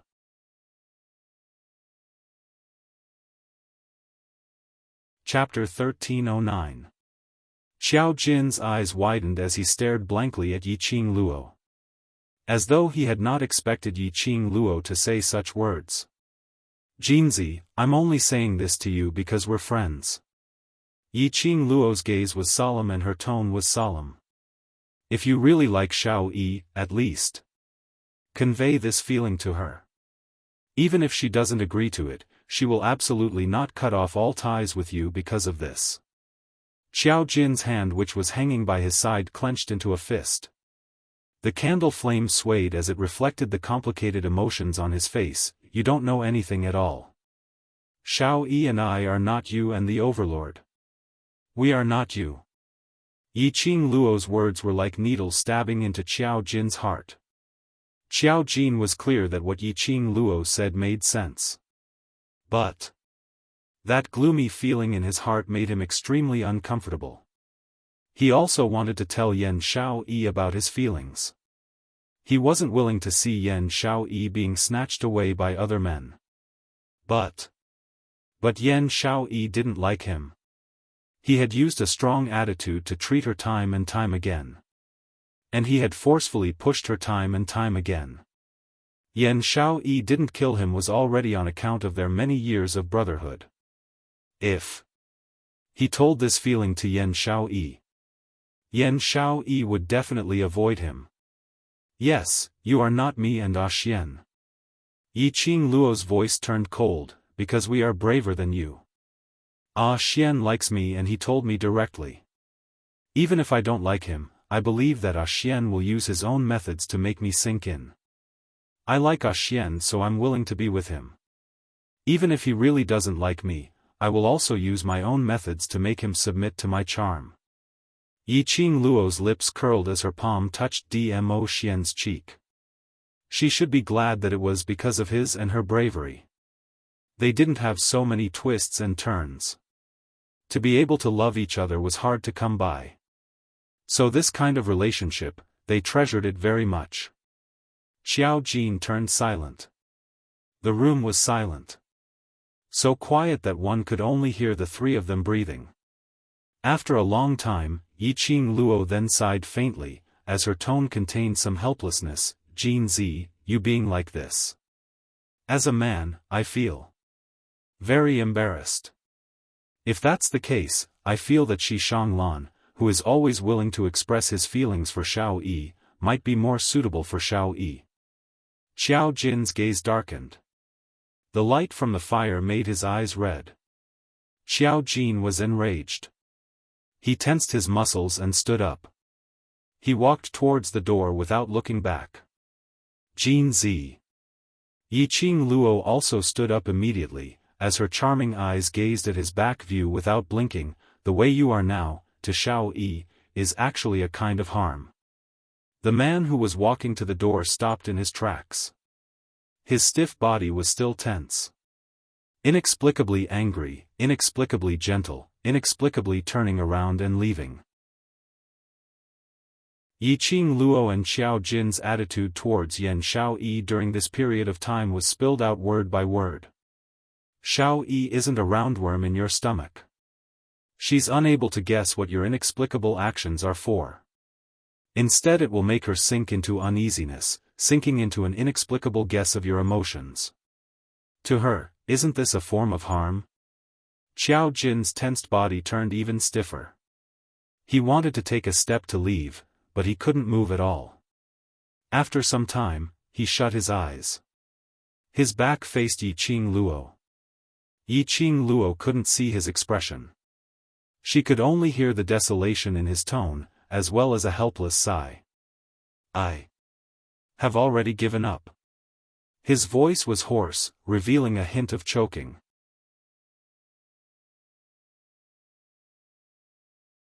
Chapter 1310. Yiqing Luo was slightly stunned as her slender brows creased tightly. "What do you mean?" "When I saw Shi Shanglan use his body to block Yan Zhenfei's palm for Xiao Yi, Xiao Jin's tightly shut eyes felt a little sour. That scene kept replaying in his mind. If he didn't really love Yan Xiao Yi, Why would Xiaofan disregard his own body and forcefully block that palm? Because of that palm strike, so you want to give up? Yiqing Luo's voice was extremely calm. It's not just because of that palm strike. I can see that Xiaofan treats Xiao Yi really well. If Xiao Yi is with him, she will definitely be happier. Xiao Jin laughed. However, his laughter was unable to conceal his sorrow. Xiao Yi did not seem to hate Xiaofan. The Yan family was also extremely satisfied with Xiaofan as their son-in-law. If he forcefully interfered in Xiao Yi's life, it was completely destroying Xiao Yi's current happiness. He couldn't be that selfish. Yiqing Luo looked at his back as her voice grew calmer, then, give up. Xiao Jin's attitude was very clear.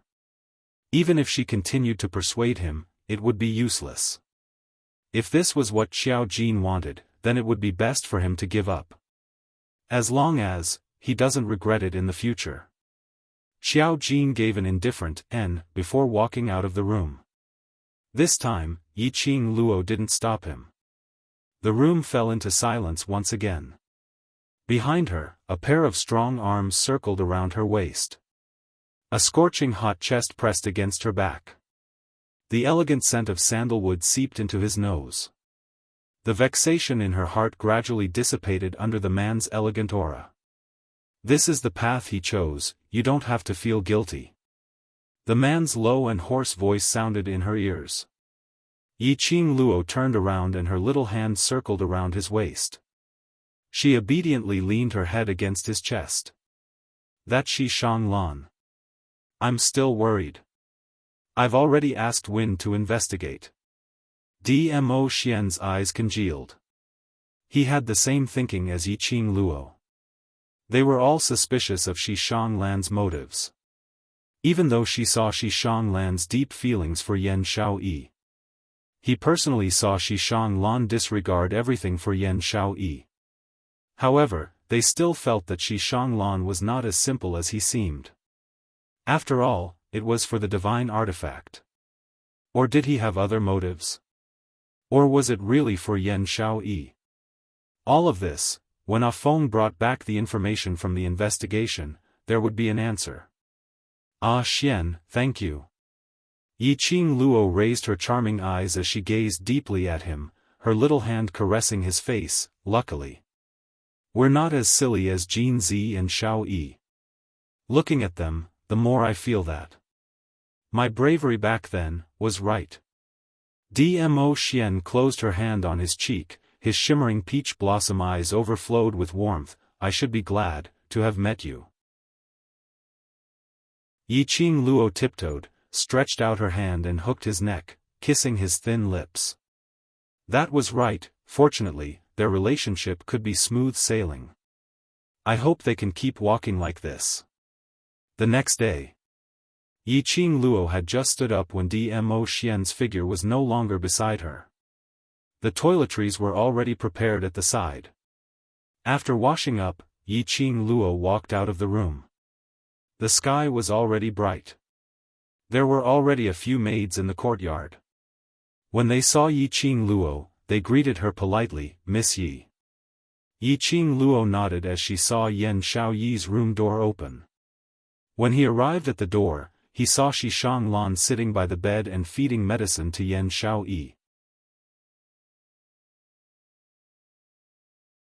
Chapter 13:11.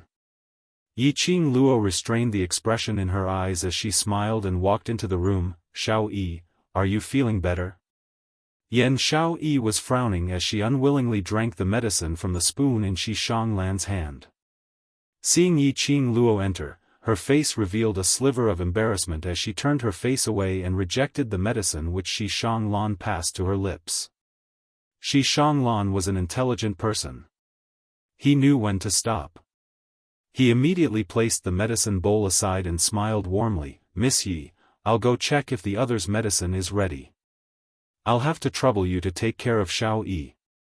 Yiqing Luo nodded as she walked over. Xiaofan stood up and spoke warmly to Yan Xiaoyi. The doctor will take a look at your wounds later to see if there's any improvement. Drink the medicine and rest for a while." Yan Xiaoyi didn't reply. Shi Shanglan was used to her attitude. He bid farewell to Yi Qing Luo in a cultured and elegant manner as he got up and walked out of the room. Yi Qing Luo took over Shi Shanglan's action as she took the medicine bowl and sat by the side. After drinking a spoonful of medicine, the medicinal taste was extremely bitter, so bitter that Yan Xiaoyi's brows knitted into a bundle.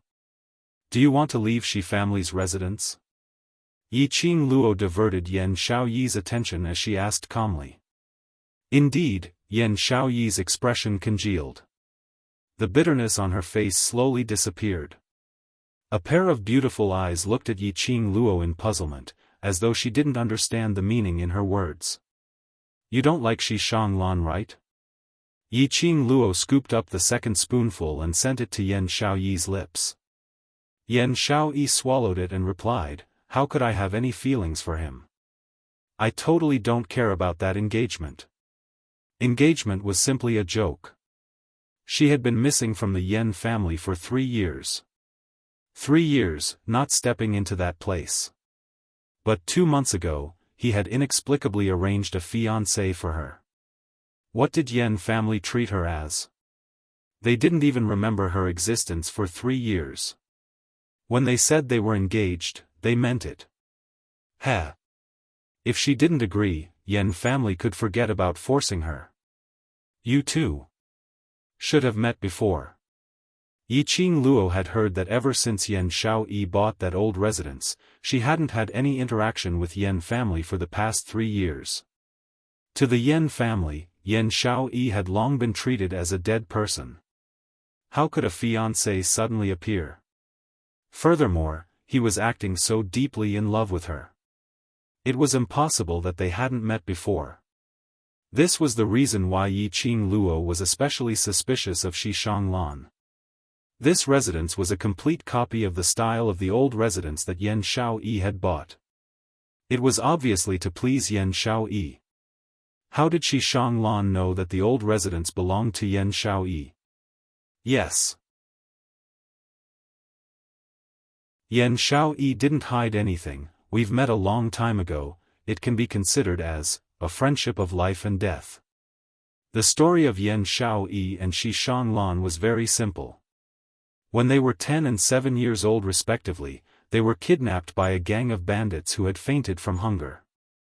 The Yan family didn't take Yan Xiaoyi seriously at all. When Yan Xiaoyi was kidnapped, the Yan family didn't respond at all. Yan Xiaoyi had never thought that the Yan family would be willing to fork out money to redeem her. Naturally, it was to find a way to escape from the thieves' lair. She didn't expect Shi Shanglan to escape with her. Yan Xiaoyi didn't want to bring along this burden but discovered that the 10-year-old Shi Shanglan's profound grade had already reached yellow profound 3rd grade. Thinking that she could have a bodyguard by her side, she brought him along. Therefore, the 2 little children tried their best. The process was extremely arduous and painful. The 2 of them almost died under those bandits.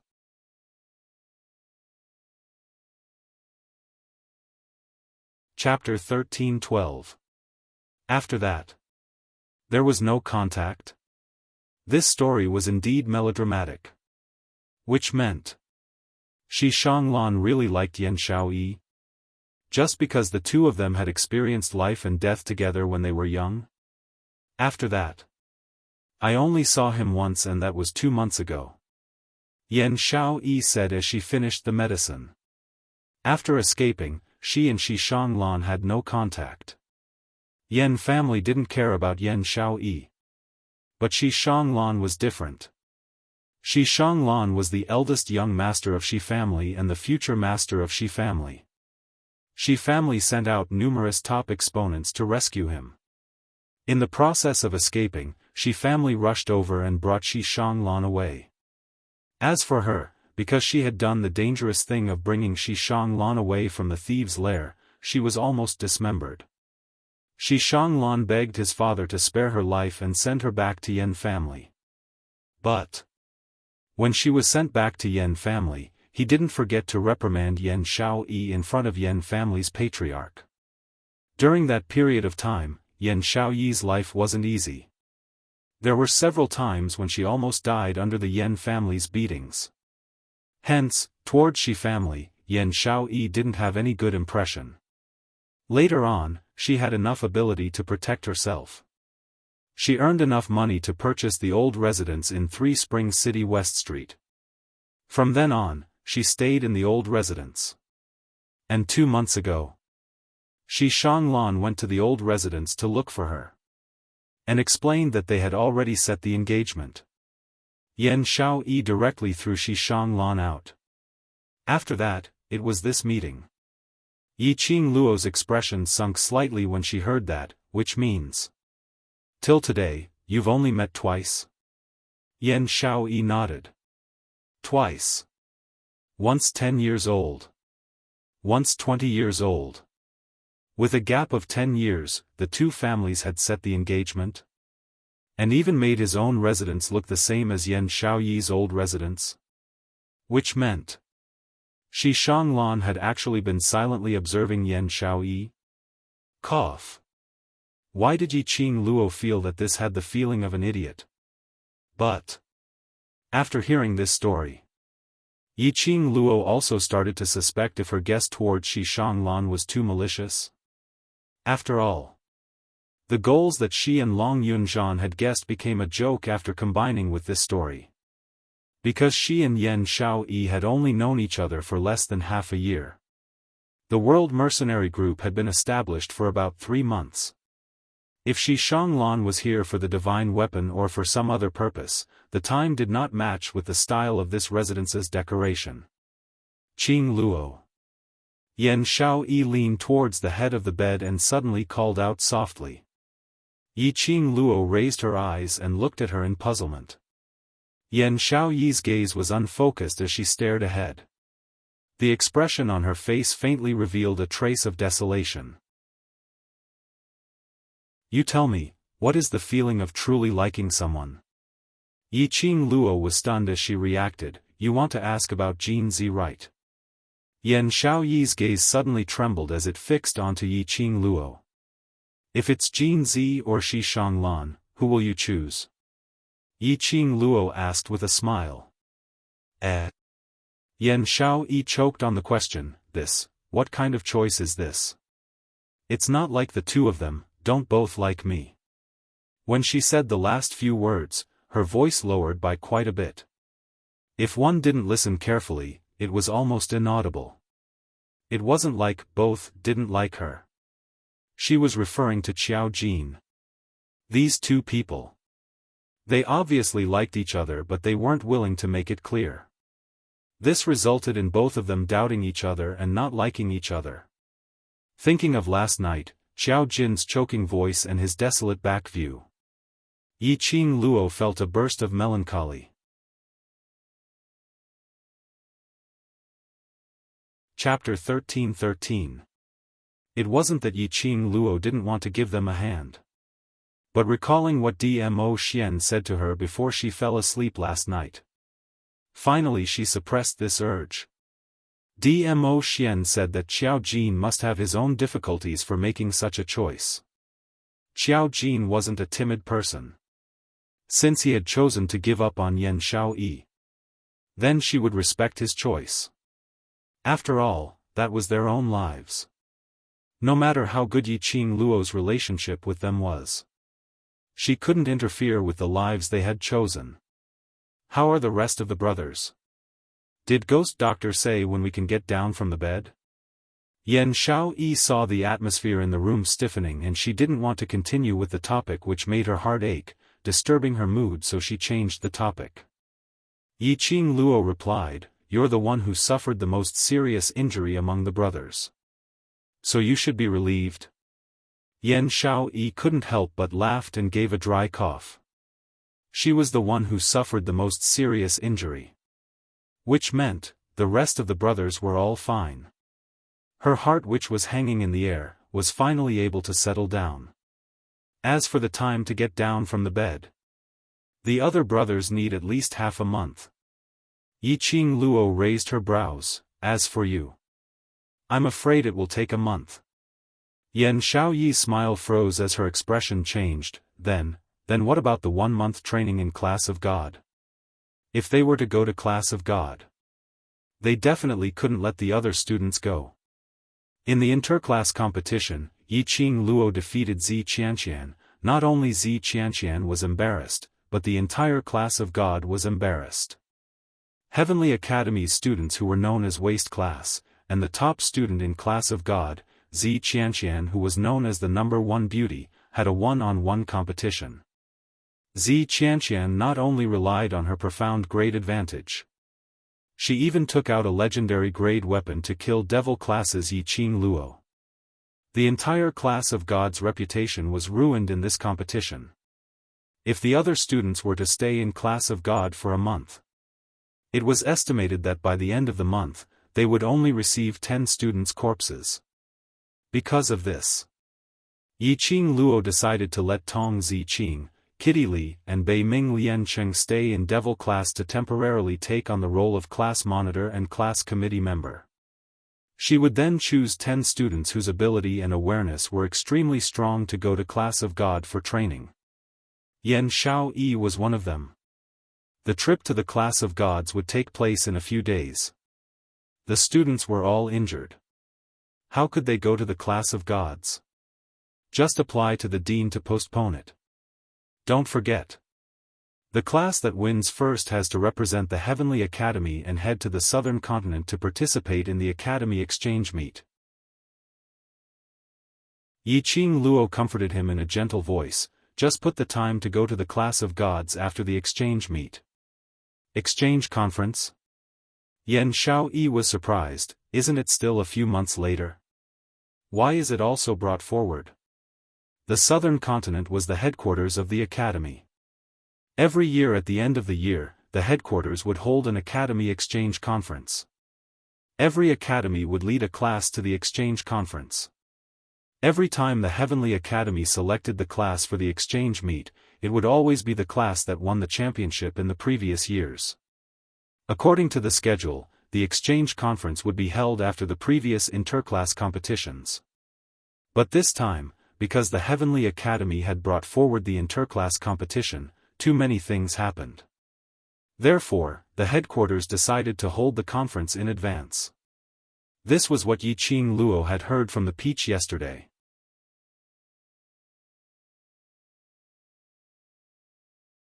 Chapter 13-14. On the second day of recuperating in Shi family, evening. The students' waste token sent a message to the Academy, gathering all the students to arrive at the Academy on time tomorrow morning. Yiqing Luo took a look at her brothers who were still lying on the bed, unable to make any big movements. She decided to go to the Academy and personally apply for half a month's leave from the director. She had just walked to the entrance when she saw 2 old men dressed in white robes standing at the entrance.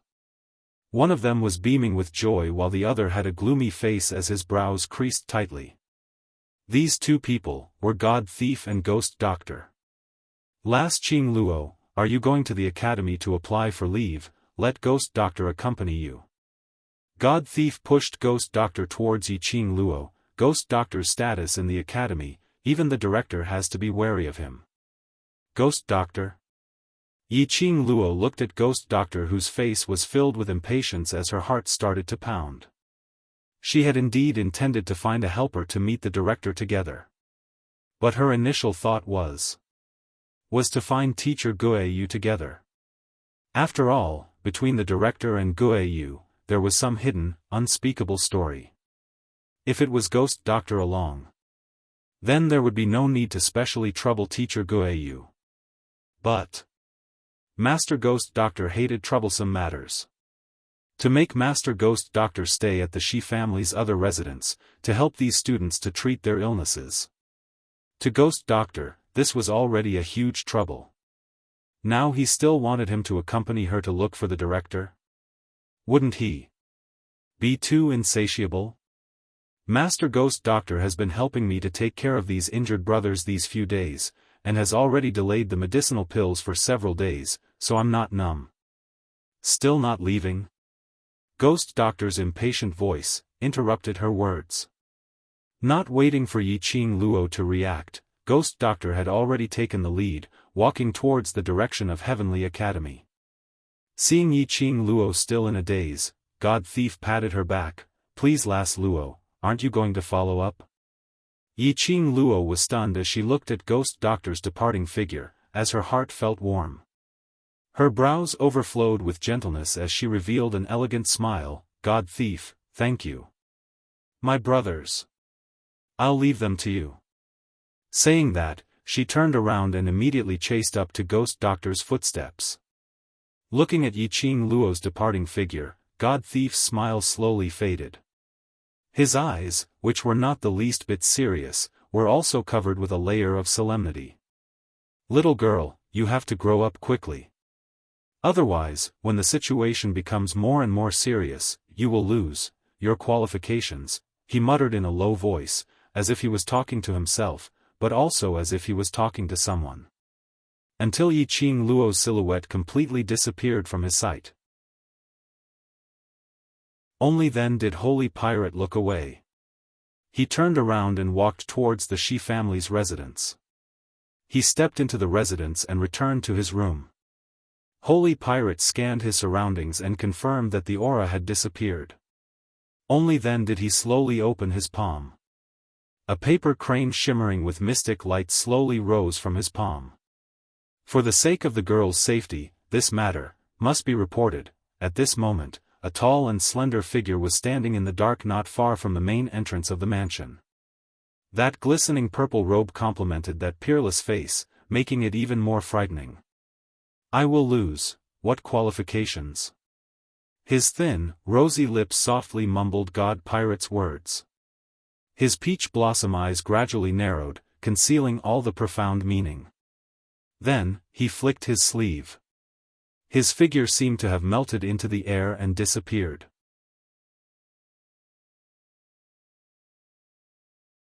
Chapter 13-15. The Entrance of the Heavenly Academy. Yi Qing Luo looked at the pitch-black and tightly shut academy's main door as she halted her footsteps. There was no one in the Heavenly Academy and the entire academy was quiet. There wasn't even a guard at the door.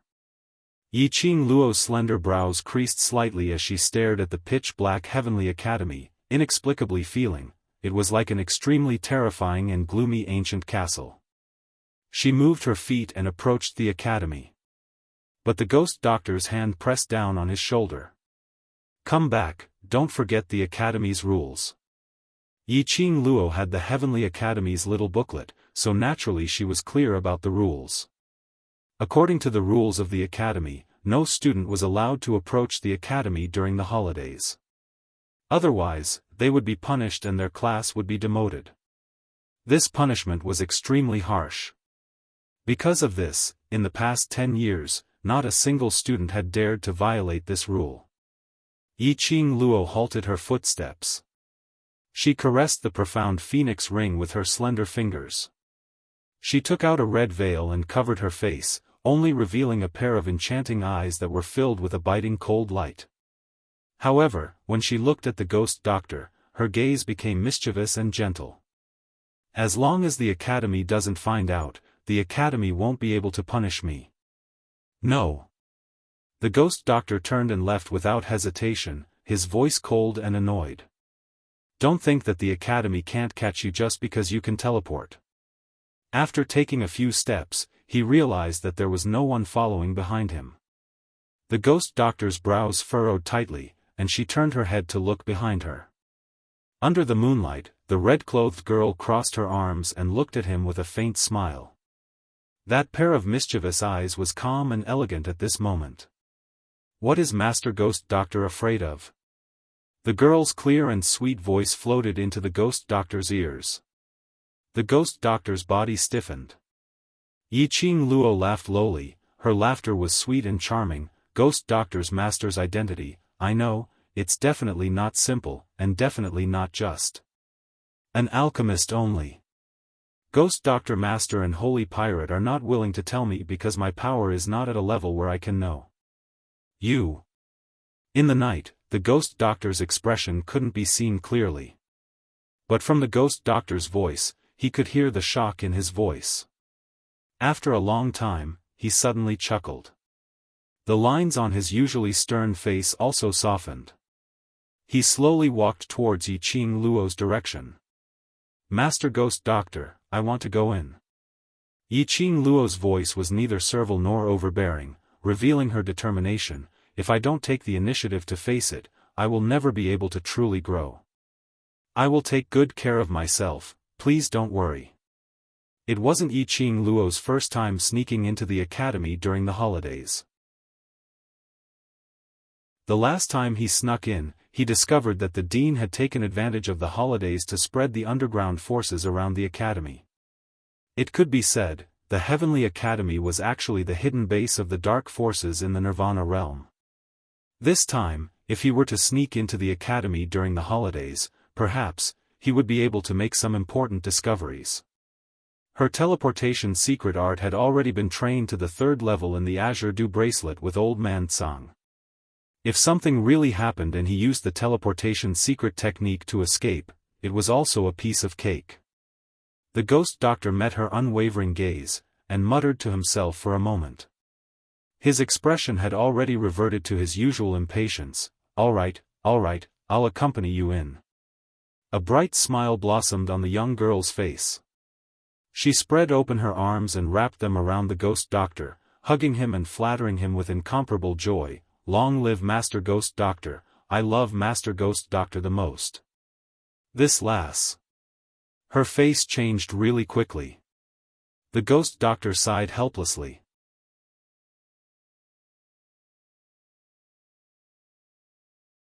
Chapter 13-16. The cold moonlight shone on the ground. Yiqing Luo's agile figure shuttled through the academy. Her footsteps were swift like the wind, totally unable to catch a trace of her. The academy was quiet. After passing by several class courtyards, there was no sound at all. There wasn't any light in the academy, emitting a terrifying cold atmosphere. In the darkness, Yiqing Luo and Ghost Doctor exchanged glances and moved towards the direction of the library pavilion at the same time. Just as she reached the entrance of the library pavilion, Yiqing Luo acutely heard someone's voice coming from the library pavilion. Yiqing Luo's eyes shone brightly as she and Ghost Doctor concealed their presence and quietly approached. On the 2nd story of the library pavilion, a luminous pearl shone brightly on the entire 2nd story. Director knelt on the ground, shivering. And in front of him, stood 2 figures. "Sir Holy Law. I really didn't know. Didn't know that little slut's ability was so strong." Director kept kowtowing as he broke out in cold sweat. "She's just an earth-profound 4th grade cultivator, how strong can she be?" The lady sneered in disdain, her tone was extremely dissatisfied. "From what I see, you obviously want that little slut to win the championship." Director trembled even more. "Guardian who? I'm loyal to his lordship, absolutely don't dare to have any disloyalty, and will not have any disloyalty." "Then tell me, how are you going to explain to his lordship, that little slut won Shangguan Luli's blood oath?" The lady walked closer to Director. Under the luminous pearl, that exquisite and beautiful face, was covered with a thick viciousness. This face. Wasn't it Yiqing Qian? I don't know. Director didn't dare to look at Yiqing Qian. "I have already increased the difficulty, and cooperated with Guardian and Lord Holy Law's request to make Yiqing Luo lose in the competition, but... He wanted to cry but no tears came out. This pot really shouldn't be carried by him. Right from the start, he had set so many traps, to prevent Yiqing Luo from participating in the competition. And in the competition, every round of the competition, he had cooperated with this guardian whose request. Finally losing the competition. That was also because Shangguan Luli was useless. That was also the fault of that Lord Holy Law who impersonated Lu Shuiyu. In short, if I can't get the little slut's profound heart jade, then this protector will use your profound heart jade and soul to offer it to his lordship first. Yiqing Qian's cold eyes swept over as she flicked her sleeves. Wolf Xiangfa hugged her slender waist tightly from the side. Alright, don't get angry and ruin your pretty little face. Yi Qingqian obediently leaned into Wolf Saint Art's arms, her gaze suddenly turned foxy. I'm worried for Wolf Saint Art. If his lordship were to blame you, I'll feel heartache. The sweet voice caused the Wolf Saint technique's expression to change slightly. He increased the strength in his hand and directly pressed Yi Qingqian onto the table. The number of souls that his lordship needs today is increasing and the pure young cultivator's souls are becoming lesser and lesser. The supply is insufficient and he has already fallen into a coma. Yi Qingqian's tender and enchanting voice rang in the quiet library pavilion's second story. Before his lordship wakes up, this Saint Art will personally take away the profound heart jade from Yi Qing Luo. Wolf Saint Art said disapprovingly. Immediately he lifted up Yi Qingqian's skirt, seeing that you're so worried about this Saint Art will satisfy you now. The room was charming and gentle. Director knelt on the ground, listening to such a provocative voice. He didn't dare to raise his head. And at this moment,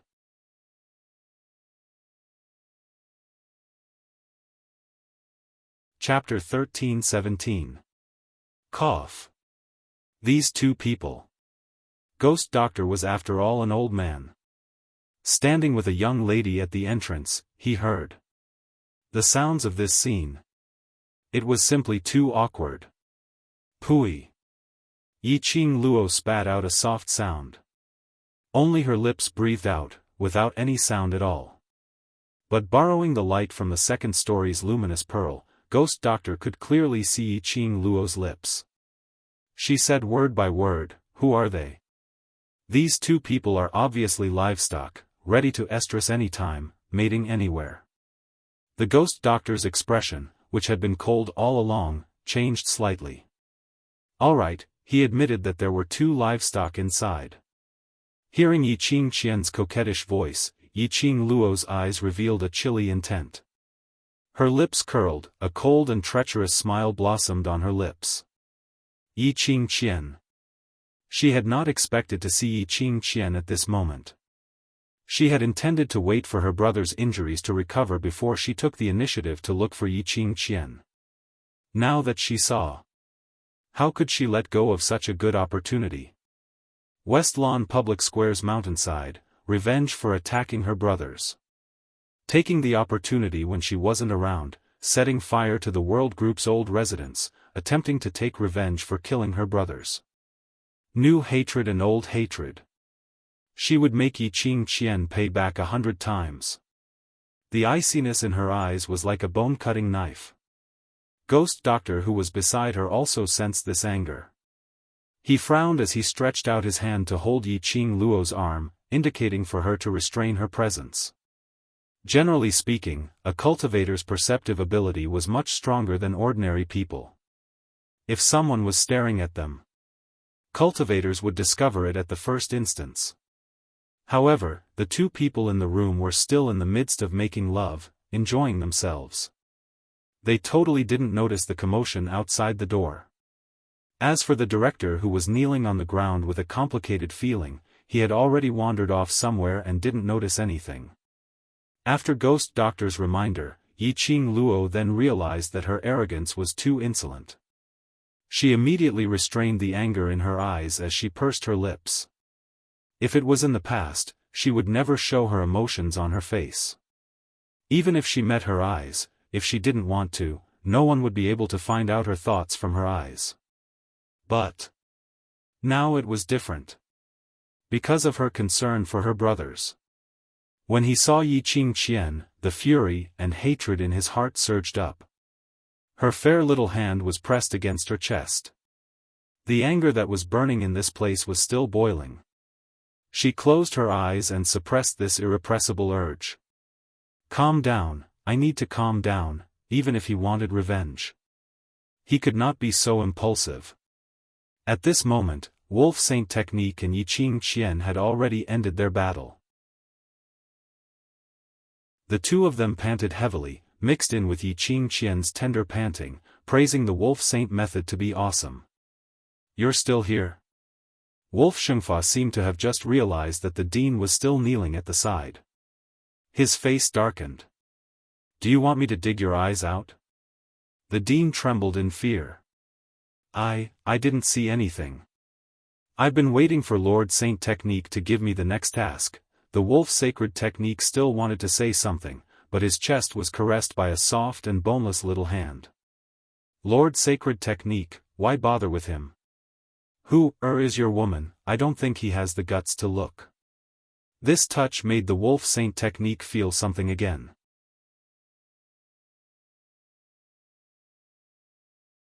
Chapter 13-18. The Dean replied in a trembling voice. South Continent's Blaze Lair, have you heard of it? Wolf Saint Magic asked again. Director, yes, I have. Wolf Saint Magic replied, recently, there was some movement in the Blaze Lair. South Continent's Imperial Tutor prophesied that there would be a divine object descending into the world. South Continent's major forces swarmed over but no one came back alive. Director suddenly understood something. What Lord Saint Magic means is, Lord is about to break the seal and the demand for souls is increasing. Wolf Saint Magic said faintly. Director knelt on the ground and kowtowed, I understand.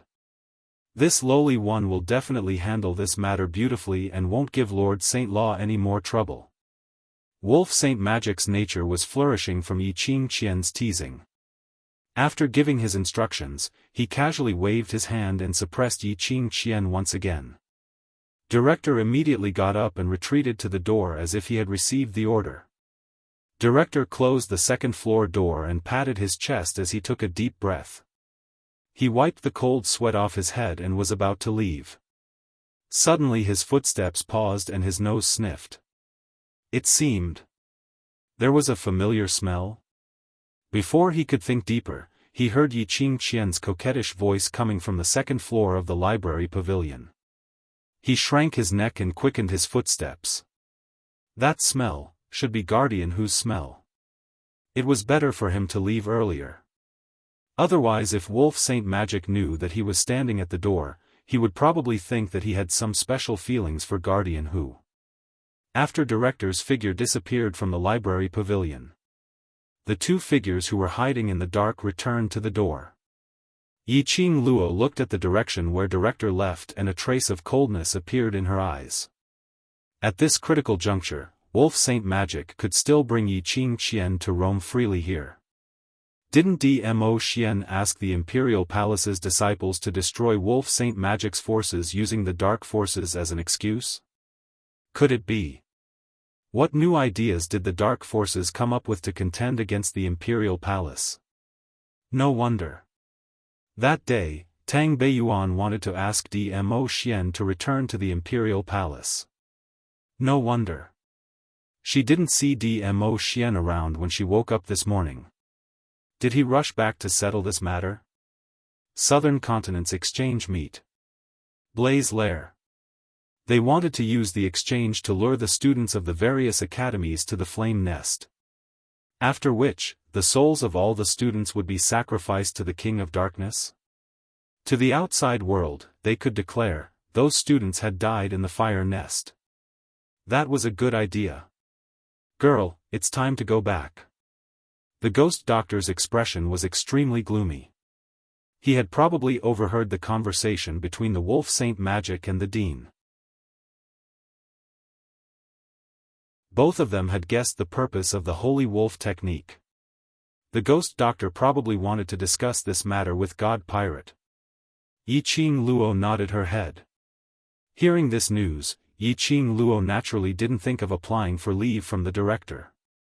However, she would not leave so easily. At the very least, he had to let Yi Qing Qian taste the bitterness. Death? It wasn't scary. What was terrifying was that Yi Qing Qian would rather die than live. Yi Qing Luo's slender fingers flicked the profound phoenix ring. He took out a bamboo tube that was about the length and size of a finger. The other hand was holding a medicine bottle. He unscrewed the cap, put the bamboo tube into the bottle and twisted it twice. Picking up the bamboo tube, she blew the medicinal powder towards the second story of the library pavilion. After doing this, Yiqing Luo then took out a handkerchief and wrapped the bamboo tube. Let's go. The ghost doctor looked at Yiqing Luo with a strange expression. As an elder-grade alchemist, he just took a whiff and guessed what medicine it was. He couldn't understand. A young lady.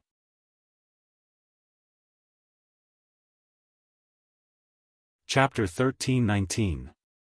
This medicine was made up of hundreds of extremely potent medicinal herbs which could make one boil and be in heat were refined.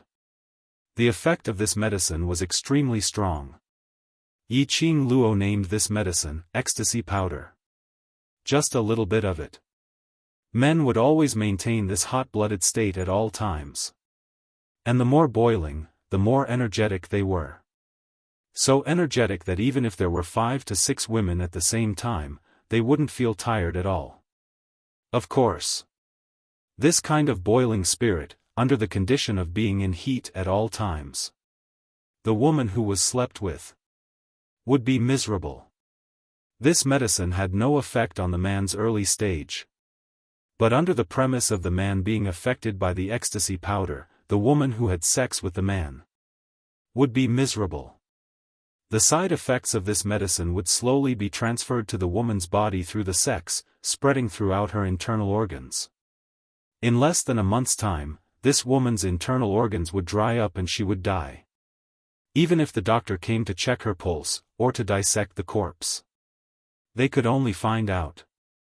The woman would die of old organs on the spot. And the man who was affected by the ecstasy powder would unscrupulously overdraft his own energy in this 1 month. Finally, he would die on the woman. Furthermore, Yiqing Luo was very curious. If Wolf Saint Technique was bewitched by this medicine, and went crazy to forcefully take over Yiqing Qian, would Yiqing Qian split open again, like the last time Ling Fenghua was in the Imperial Garden, bleeding profusely? Of course, if Wolf Saint Technique really loved Yiqing Qian, no matter what, he would bear with the ecstasy powder's effect for Yiqing Qian, to avoid being too intimate with her. With a status like Wolf Saint Technique, he could have as many women as he wanted, just a wave of his hand was enough. Of course. This depended on whether Wolf Saint Technique's willpower was strong enough. This depended on whether Yiqing Qian was willing to let Wolf Saint Technique find other women to settle. Most importantly, they were so crazy now. Could Yiqing Qian still walk out of the second story of the library pavilion?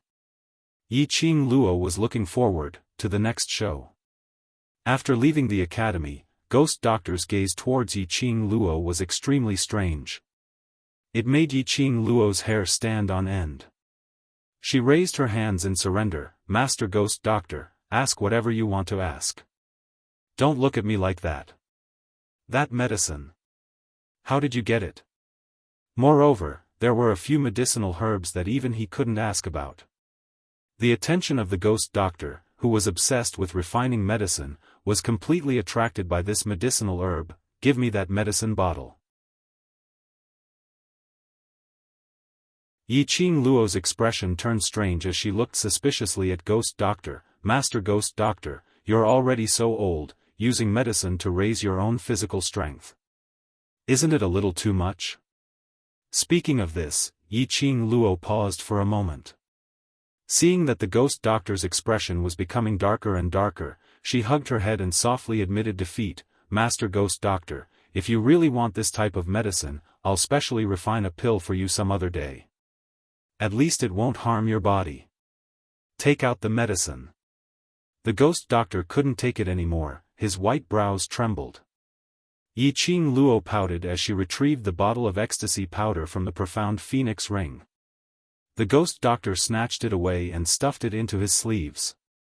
Yiqing Luo's lips twitched. Do you need to be so robber? In the past, she was the one who snatched other people's things without saying a word. Now that it was her turn to be snatched, she didn't dare to voice out her anger. This feeling was really aggrieved. Seeing Ghost Doctor holding the medicine bottle, not even turning his head back as he walked towards the direction of the villa.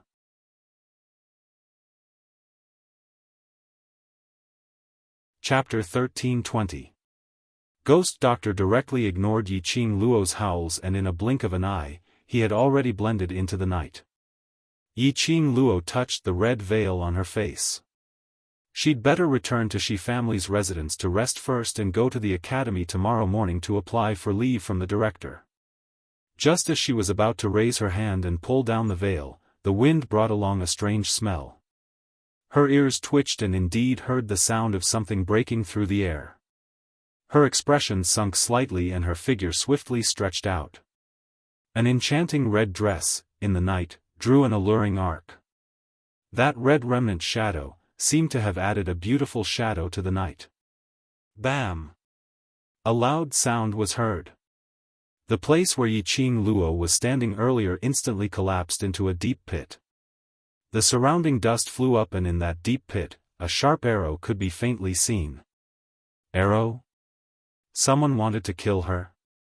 Yiqing Luo stared at that arrow which was stuck into the ground. Its tail was still shaking as she squinted her eyes.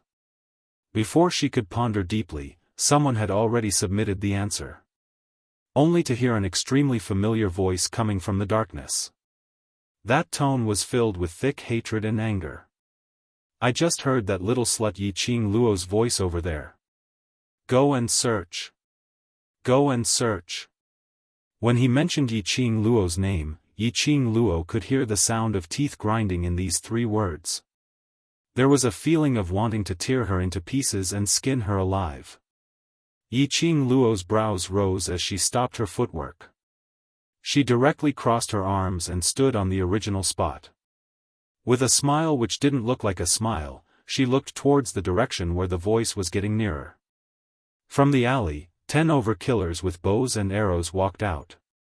And behind the 10 overkillers, stood a middle-aged man who was bent over in battle. He pushed a wheeled chair, which was similar to a modern wheelchair. On that chair, sat a lady with a pale face, like a ferocious ghost. This person was none other than Shengguan Liuli. Ever since the day before yesterday, her profound jade heart was dug out by Yiqing Luo. She had completely lost her status in the Shengguan family. A waste without a profound jade heart. The Shengguan family didn't need her at all. Shengguan Liuli had completely become an abandoned chess piece. Even her own brother, Shengguan Fangyi, had no intention of saving her. He only gave her enough money to live the rest of her life without worrying about food and clothing. He also agreed to send her to the Shengguan outer sect side courtyard tomorrow so that she could live the rest of her life in peace. Shengguan outer sect side courtyard. Huh, what kind of place is that? That was the place where the Shengguan family's sinful slaves, good-for-nothings, or young masters and ladies who had committed crimes had been distributed over the years. She was the most favored 5th daughter of the Shengguan family. Why would he go to the outer sect side courtyard? This was basically asking her to die. She would never go. Shengguan Liuli had placed all the blame on Yiqing Luo for her fate falling to such a state. It was Yiqing Luo who caused her to lose everything. It was Yiqing Luo who turned her from the glorious 5th miss into a wastrel. Hence, he held on to the belief that even if he died, he would drag Yiqing Luo into hell together with him. Shengguan Liuli gave the money that Shengguan Fangyi had given her to the Hall of Assassins. 10,000 gold coins in exchange for 17 killers. 2 gold medal assassins and 15 silver medal assassins.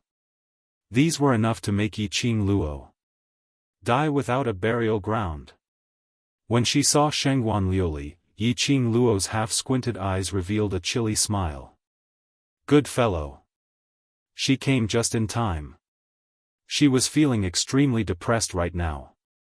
When she saw Yiqing Qian, she had no choice but to rush up without any hesitation to seek revenge for her injured brothers. This anger was still stuck in her chest with nowhere to vent it out. Shengguan Liuli appeared. TSK TSK.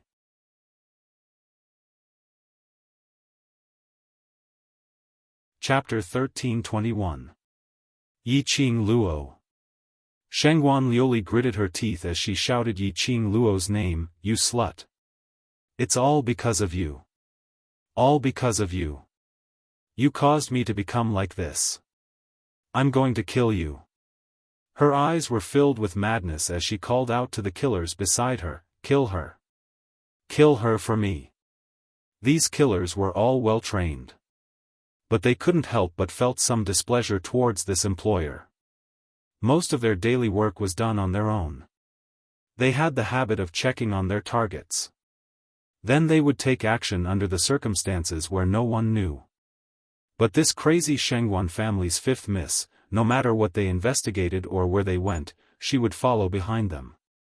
To put it nicely, she wanted to see Yi Qing Luo die in front of her. Hence, a group of killers brought along a waist and wandered around. Their efficiency was also reduced by half. Especially this waist, there was a hole in her brain. The hole was filled with sh*t. Earlier, these killers were checking on the academy's entrance, checking on when Yi Qing Luo would return to the academy. Coincidentally, they heard Yi Qing Luo's voice. This waist with a hole in her brain was clamoring for them to take action. Taking action secretly and not hitting the target. So forget it. But this waist with a hole in her brain was clamoring towards Yi Qing Luo. They were killers. Their information network was the best. The news of Yi Qing Luo having a divine relic, divine dragon and sacred beast, they knew about it too. Going head-to-head might end up in a miserable state. However, the killer's inner roars could not be transmitted to this waist with a hole in her brain. When Shangguan Liuli saw Yi Qing Luo, she only saw Yi Qing Luo in her eyes. Her entire brain could only be stuffed with Yi Qing Luo. She didn't want to bother about anything else and couldn't be bothered. At most, she would self-explode and perish together with Yi Qing Luo. Such a stubborn employer who sent herself to death without any hesitation. These killers had no way to defy her. After accepting the mission, for the sake of the killer hall's reputation and credibility, even if the employer had a hole in her brain, they had to brace themselves and listen to the employer's instructions. Yi Qing Luo's lips curled as her fingertips flicked and a flame fan appeared in her hands. It was her newly repaired glower flame fan. She could use these people to test how powerful the gourd flame fan, which had merged with her soul, was. Yi Qing Luo's lips curled into a chilly arc as her cold gaze fell onto Shangguan Liuli. "Shangguan Liuli, I didn't expect you to be so trustworthy. You took the initiative to look for me so quickly to let me break your meridians?" Shangguan Liuli's face instantly darkened, and her gaze became ruthless. "Don't be too proud. I want to see if your life will be taken away first, or if my meridians will be severed." What she and Yi Qing Luo had agreed on was a blood oath. A blood oath sworn by blood. The loser would never be able to escape the bet. Even if she went to the outer sect, the blood oath that she and Yi Qing Luo had set, would still backfire and complete the bet that they had set. Moreover, it would make her suffer endless pain. Because of this. That was why Shangguan Liuli was so desperate. Even if she had to die, she would drag Yi Qing Luo along with her. Under Shangguan Liuli's command, the killers surrounded and attacked Yi Qing Luo's direction. The surging dark force covered the sky and covered the earth. The killer hall's killers were indeed specially trained. 2 gold medal killers, their profound grades were at least Mystic Profound 8th grade and Earth Profound 2nd grade. The other silver medal killers' abilities weren't weak at all. The more sinister thing was, the few of them directly trapped Yi Qing Luo, not giving her any chance to release her profound energy.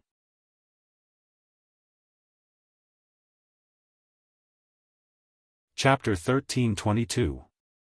If it was an ordinary person, under the rain of arrows, they would absolutely not have the ability to evade. But Yi Qing Luo was different. Although she was trapped by the few killers and had no way to display her fists and legs. But she had her own set of footwork. As she moved swiftly, not only did she avoid the rain of arrows, she also escaped the killer's encirclement.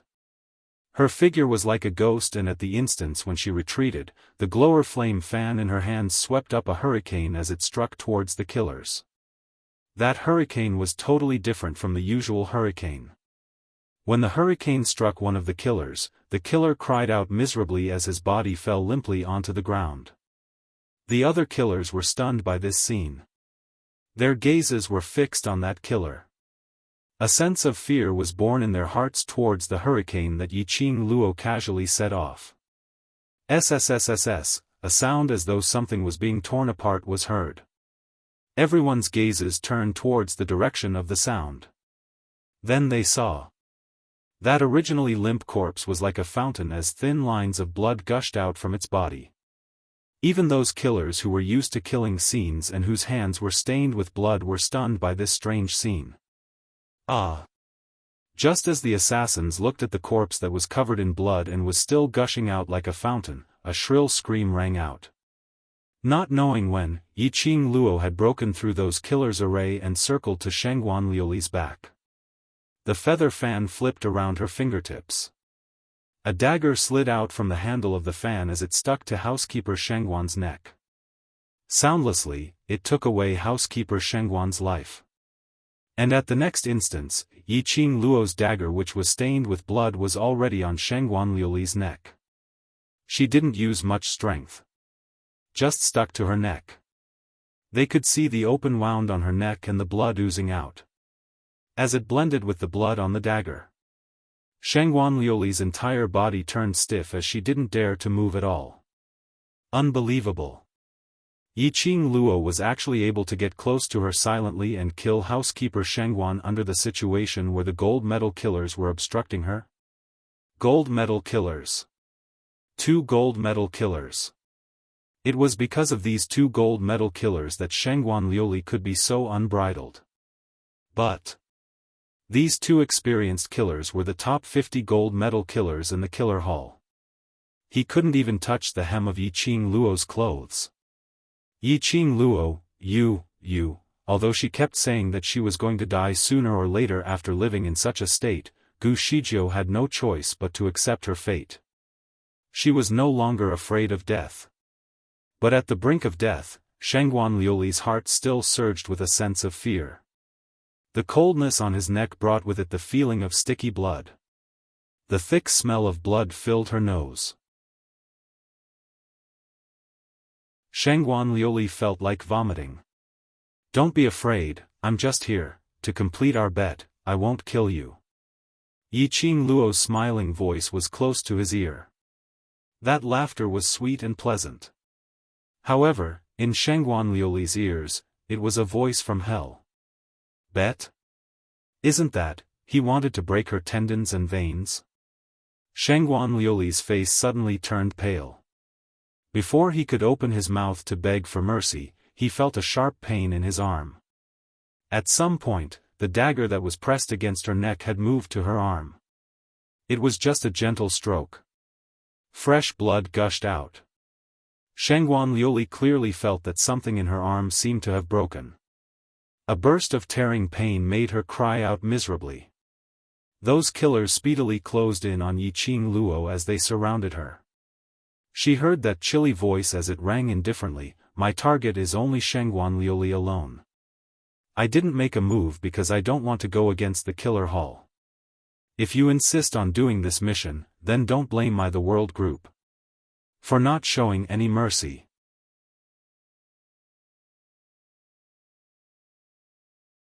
Chapter 1323.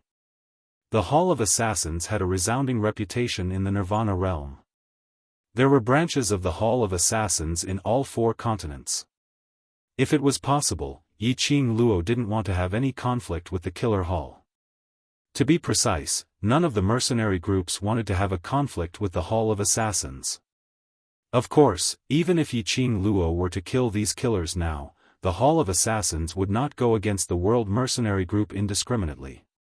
After all, the Hall of Assassins had accepted the assassination.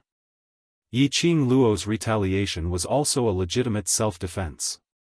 But now, Yiqing Luo had given the assassin Hall enough face by saying these words. The killers naturally didn't doubt Yiqing Luo's ability. Earlier Yiqing Luo only moved her fan slightly and easily took away a killer's life. Without anyone noticing, he had quietly gotten close to Shengguan Liuli, and killed the Shengguan housekeeper. It was enough to prove that as long as Yiqing Luo made a move, killing all of them wasn't a big problem at all. The few killers looked at each other in dismay, as though trying to guess the meaning behind Yiqing Luo's words. The two gold medal assassins exchanged the most glances. I am your employer. I spent a lot of money to hire you. If you all dare to defy the Assassin Hall's mission orders, I'll announce to the entire world that your Assassin Hall doesn't abide by credibility. Shengguan Liuli was not a fool. At this moment, how could she possibly allow Yiqing Luo to join forces with the Killer Hall to counterattack her? The expressions under the masks of the assassins changed in different ways. Each of them had their own thoughts. These people from the Hall of Assassins were usually very straightforward and decisive, killing as they pleased. They would not waste time going around in circles with their employers and mission targets. However, the situation today was different. How would a dead person announce it to the world? Yiqing Luo laughed softly. She slowly lowered her head and moved closer to Shengguan Liuli's ear. Her voice was so strange that it sent chills down one's spine. The well-trained killers of the Hall of Assassins are not fools. As long as I kill you, not only will the Hall of Assassins obtain all of your coins for free, but they will also be able to make another friend. Why not? Although these words were said to ridicule Shengguan Liuli. In fact, he was speaking to the dozen or so assassins. Making friends with the World Mercenary Group was secondary. Most importantly, to be friends with Yiqing Luo. To be friends with Yiqing Luo, who possessed a god relic, divine dragon and sacred beast. Perhaps, he could follow Yiqing Luo's line and climb up to the Supreme Overlord? There were so many benefits. Why would he risk his life for this mission? Immediately, a gold medal assassin cupped his fists and said, "Sorry for the offense." With a flash, he disappeared into the night. The other killers naturally did not stubbornly adhere to the so-called professional ethics. Each of them waved their sleeves, not taking away a single cloud. Shengguan Liuli's body turned cold and stiff. Her eyes widened in disbelief as she looked in the direction the killers had left. The assassins of the Hall of Assassins really left? They actually abandoned their employer and fled? Meeting with Yiqing Luo's smiling eyes, Shengguan Liuli's entire body turned stiff. He couldn't believe what he was seeing. Could it be, the reason why he came to look for Yiqing Luo today, was to personally deliver himself into her hands? No, that's not it. She wanted to perish together with Yiqing Luo. Looking at Yiqing Luo's complacent smile, Shengguan Liuli's eyes instantly shot out an intense murderous intent. Her eyes turned red as she suddenly raised her remaining hand and pressed hard against her own heart. Yiqing Luo, let's go to hell together.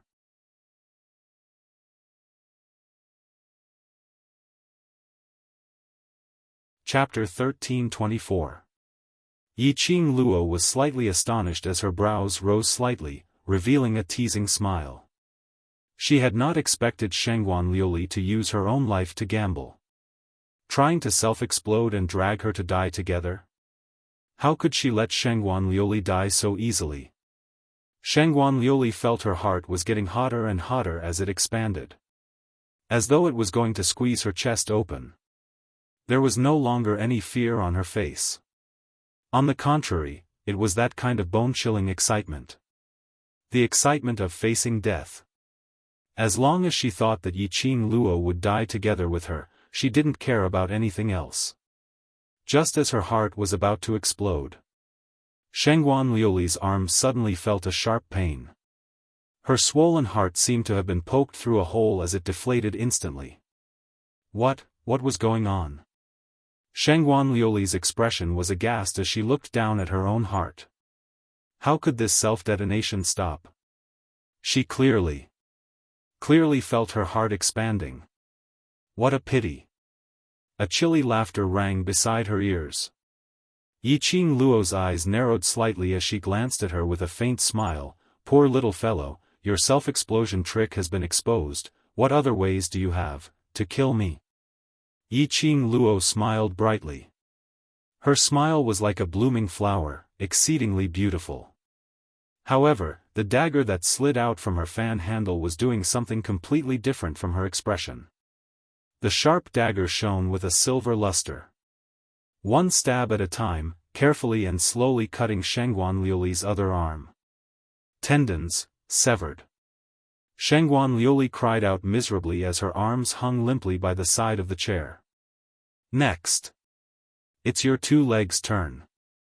Yiqing Luo's voice was gentle as her smile was like an innocent young lady. The dagger in her hand followed along Shengguan Liuli's arm as the tip of the dagger pressed against her body, slowly sliding downwards. The icy cold touch made Shengguan Liuli not dare to move. Earlier when she self-exploded without any fear. At this moment, her tensed-up emotions completely relaxed. She was afraid. She was afraid. She didn't want to die. She didn't want to die in front of Yiqing Luo. Ah! The shrill screams made it impossible for Shengguan Liuli to think about anything else.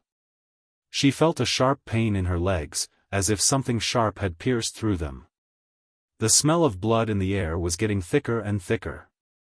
I cut the wrong place. Yiqing Luo cried out in surprise, I'm really sorry, I don't quite understand the tendons and meridians on the feet, let's start again. Wrong again. Why is it so difficult to find the veins in your leg? TSK. Wrong again, this lasted for the time it took to brew a cup of tea. Both of Shengguan Liuli's legs were already covered with bloody holes. Yiqing Luo withdrew her feather fan and wiped her sweat. Finally cut off the tendons on your leg, it's really not easy. Shengguan Liuli screamed in pain, her voice hoarse. The pain in her body and the feeling of losing blood caused her to be in extreme pain. Shengguan Liuli screamed at the top of her lungs, you killed me. Kill me if you can. Just kill me. She would rather die than suffer such torture. So painful. So painful that she didn't even have the energy to bite her tongue to commit suicide.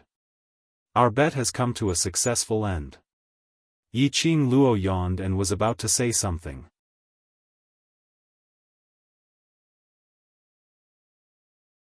Chapter 1325. These words made Shengguan Liuli's chest constricted. A mouthful of blood gushed out from her throat. Would Yiqing Luo let her off? Would Yiqing Luo be so kind to send her back to the Shengguan family? How could that be possible? She wouldn't believe it. Shengguan Liuli suppressed the surging fishy taste in her throat as her eyes were like a ferocious ghost as she stared fiercely at Yiqing Luo. Yiqing Luo, I will not let you off even if I become a ghost. I will not let you off. That voice was filled with hatred and resentment.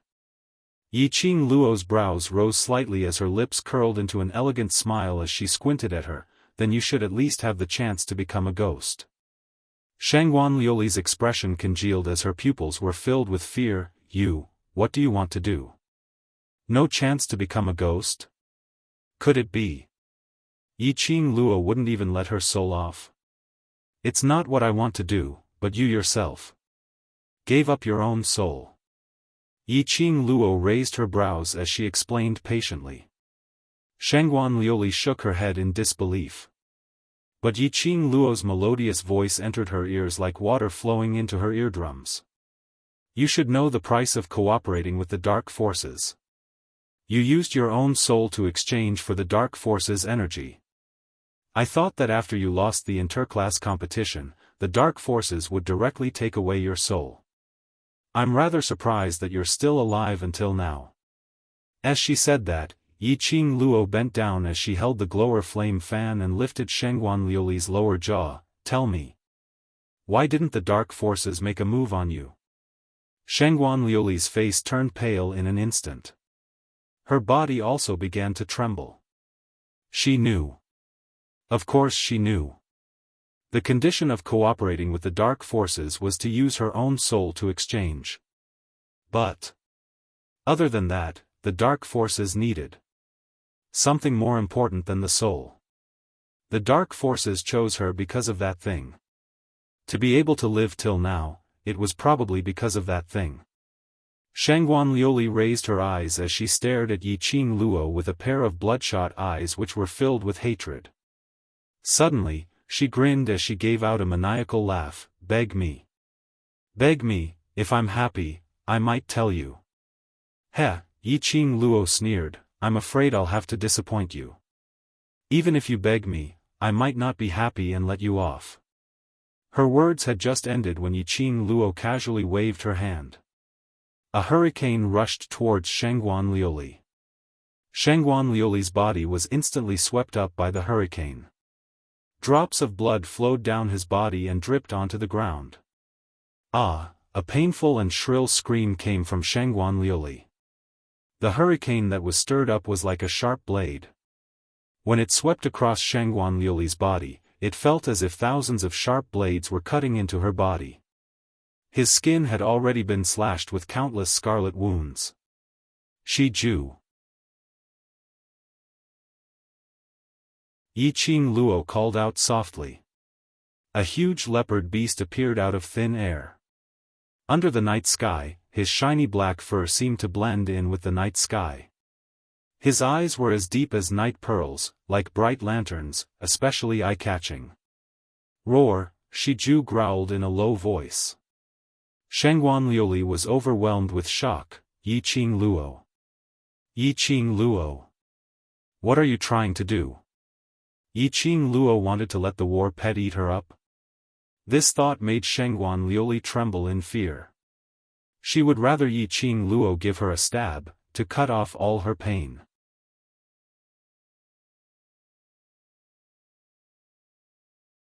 Chapter 1326. Hold her in your mouth. Yiqing Luo calmly gave the order. Shiju's figure was like the wind, and in the blink of an eye, it had caught Shangguan Liuli, who was swept up in the air by the hurricane, and held her in its mouth. Its sharp teeth shone with a piercingly cold light under the moonlight. Shangguan Liuli screamed. The rich smell of blood stimulated Shiju to swallow its saliva continuously. He licked Shangguan Liuli with his tongue. Shangguan Liuli's screams grew more and more shrill. Yiqing Luo, you can't do this. It can't eat me. If it eats me, it will violate the rules of battle pets. Perhaps she was frightened by Shiju's tongue. Shangguan Liuli didn't know where she got the strength from, but she kept struggling. The wounds on his body also split open due to the struggle. The blood that oozed out instantly filled Shiju's mouth. Shiju held Shangguan Liuli in its mouth as it let out a low growl and its breathing became heavier. As a carnivorous battle pet, he could not eat such a delicacy. It was too torturous for a beast. Shiju. Yiqing Luo cried out sharply, awakening Shiju's consciousness. She beckoned to it. Shiju resisted the impulse in his heart as he speedily dashed towards Yiqing Luo's side. A lady who was drenched in blood and kept on struggling due to fear, landed in front of Yiqing Luo at a close distance. That pair of eyes which had already been dyed red with blood, met with Yiqing Luo's peerless beauty as Shangguan Liuli stopped struggling. She stared at Yiqing Luo in terror, as her heart was filled with anger, hatred and resentment. But at this moment, his greatest feeling was fear. If she had to drag Yiqing Luo to die together with her, she wouldn't even bat an eyelid. But if she was tortured by Yiqing Luo to the point of living a life worse than death, she was afraid. Yiqing Luo was simply a devil. A demon who killed without spilling blood. At this moment, Shangguan Liuli saw a smile on Yiqing Luo's face. Her eyes widened in horror. He tried to move away. But Shiju's sharp teeth firmly bit her. Yi Qing Luo's fingers pinched a tiny pill as she placed it by the side of Shangguan Liuli's mouth.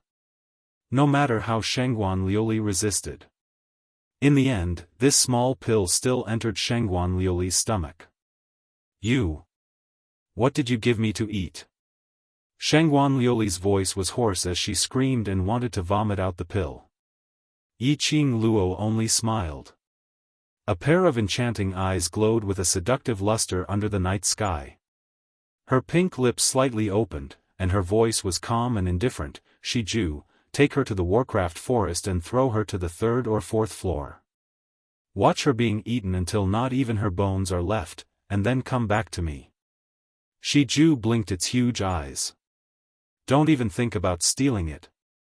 If I find out that you have eaten human flesh, I will not hesitate to drive you back to your mother's side. Yi Qing Luo's next sentence made the radiance in Shiju's eyes dim down. Roar, Shiju responded in a low voice. No matter how delicious human flesh was, it couldn't compare to being able to follow the owner. Holding Shangguan Liuli in its mouth, Shiju moved its limbs and dashed towards the direction of the magical beast forest. Shangguan Liuli's screams gradually drifted away. Yi Qing Luo only retracted her gaze when the voice disappeared completely. She pulled out a handkerchief and carefully wiped the blood stains on the dagger. Looking at the dagger which was glowing brightly once again, she then kept the glower flame fan properly. Following that, her charming eyes fixated on a certain spot in the darkness. Her gaze was calm, without any trace of emotion. How much longer do you want to peek? A chilly voice, dispersed along with the wind. Under the night sky, a crimson figure, walked out from the darkness. A crimson-colored brocade robe, wrapped tightly around the young man's slender and tall figure. As the young man neared, the air seemed to be condensed, as though it was frozen by frost.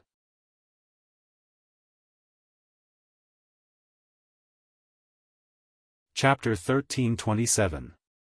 Long time no see, Castle Lord.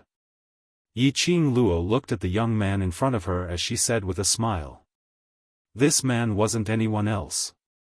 He was Death God Castle's Castle Lord, Zhu Wu Xian. Yi Qing Luo discovered him squatting at the corner of the wall because of his eye-catching shade of crimson. Or perhaps Zhu Wu Xian intentionally let her discover his existence. So Yi Qing Luo temporarily stopped the torture on Shangguan Liuli. Speaking of this, Shangguan Liuli had to thank Zhu Wu Xian for not letting her suffer such inhumane torture before she died.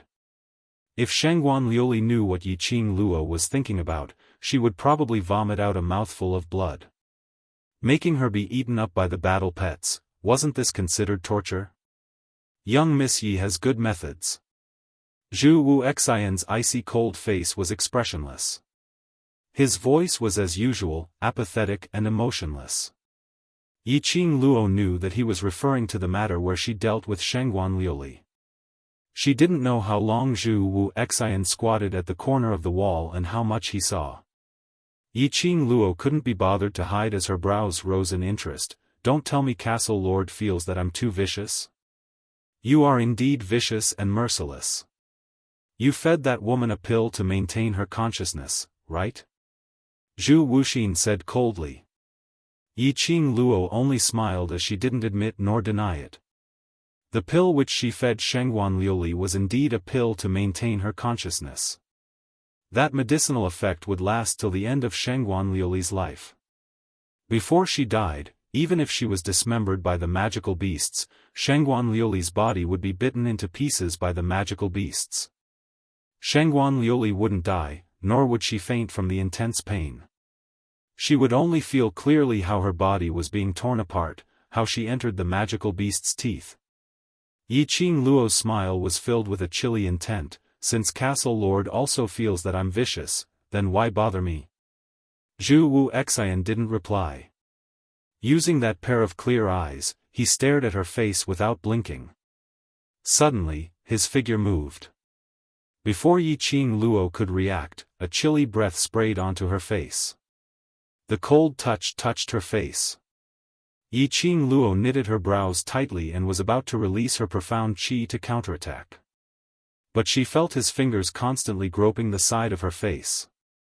His gaze was fixed on her face, as if he was searching for something. Yi Qing Luo's resistance stopped. Her brows were still tightly knitted. "Are you suspecting that I have disguised myself?" The man's fingers that were constantly exploring the outline paused, and he said in a low voice, "I can't rule out this possibility." The two of them were very close to each other. As Zhu Wuxin spoke, his warm breath landed on her face. "Then, did you find it?" Yi Qing Luo turned her face away unnaturally. She wasn't used to being stained with a man's aura other than Dmo Xian's.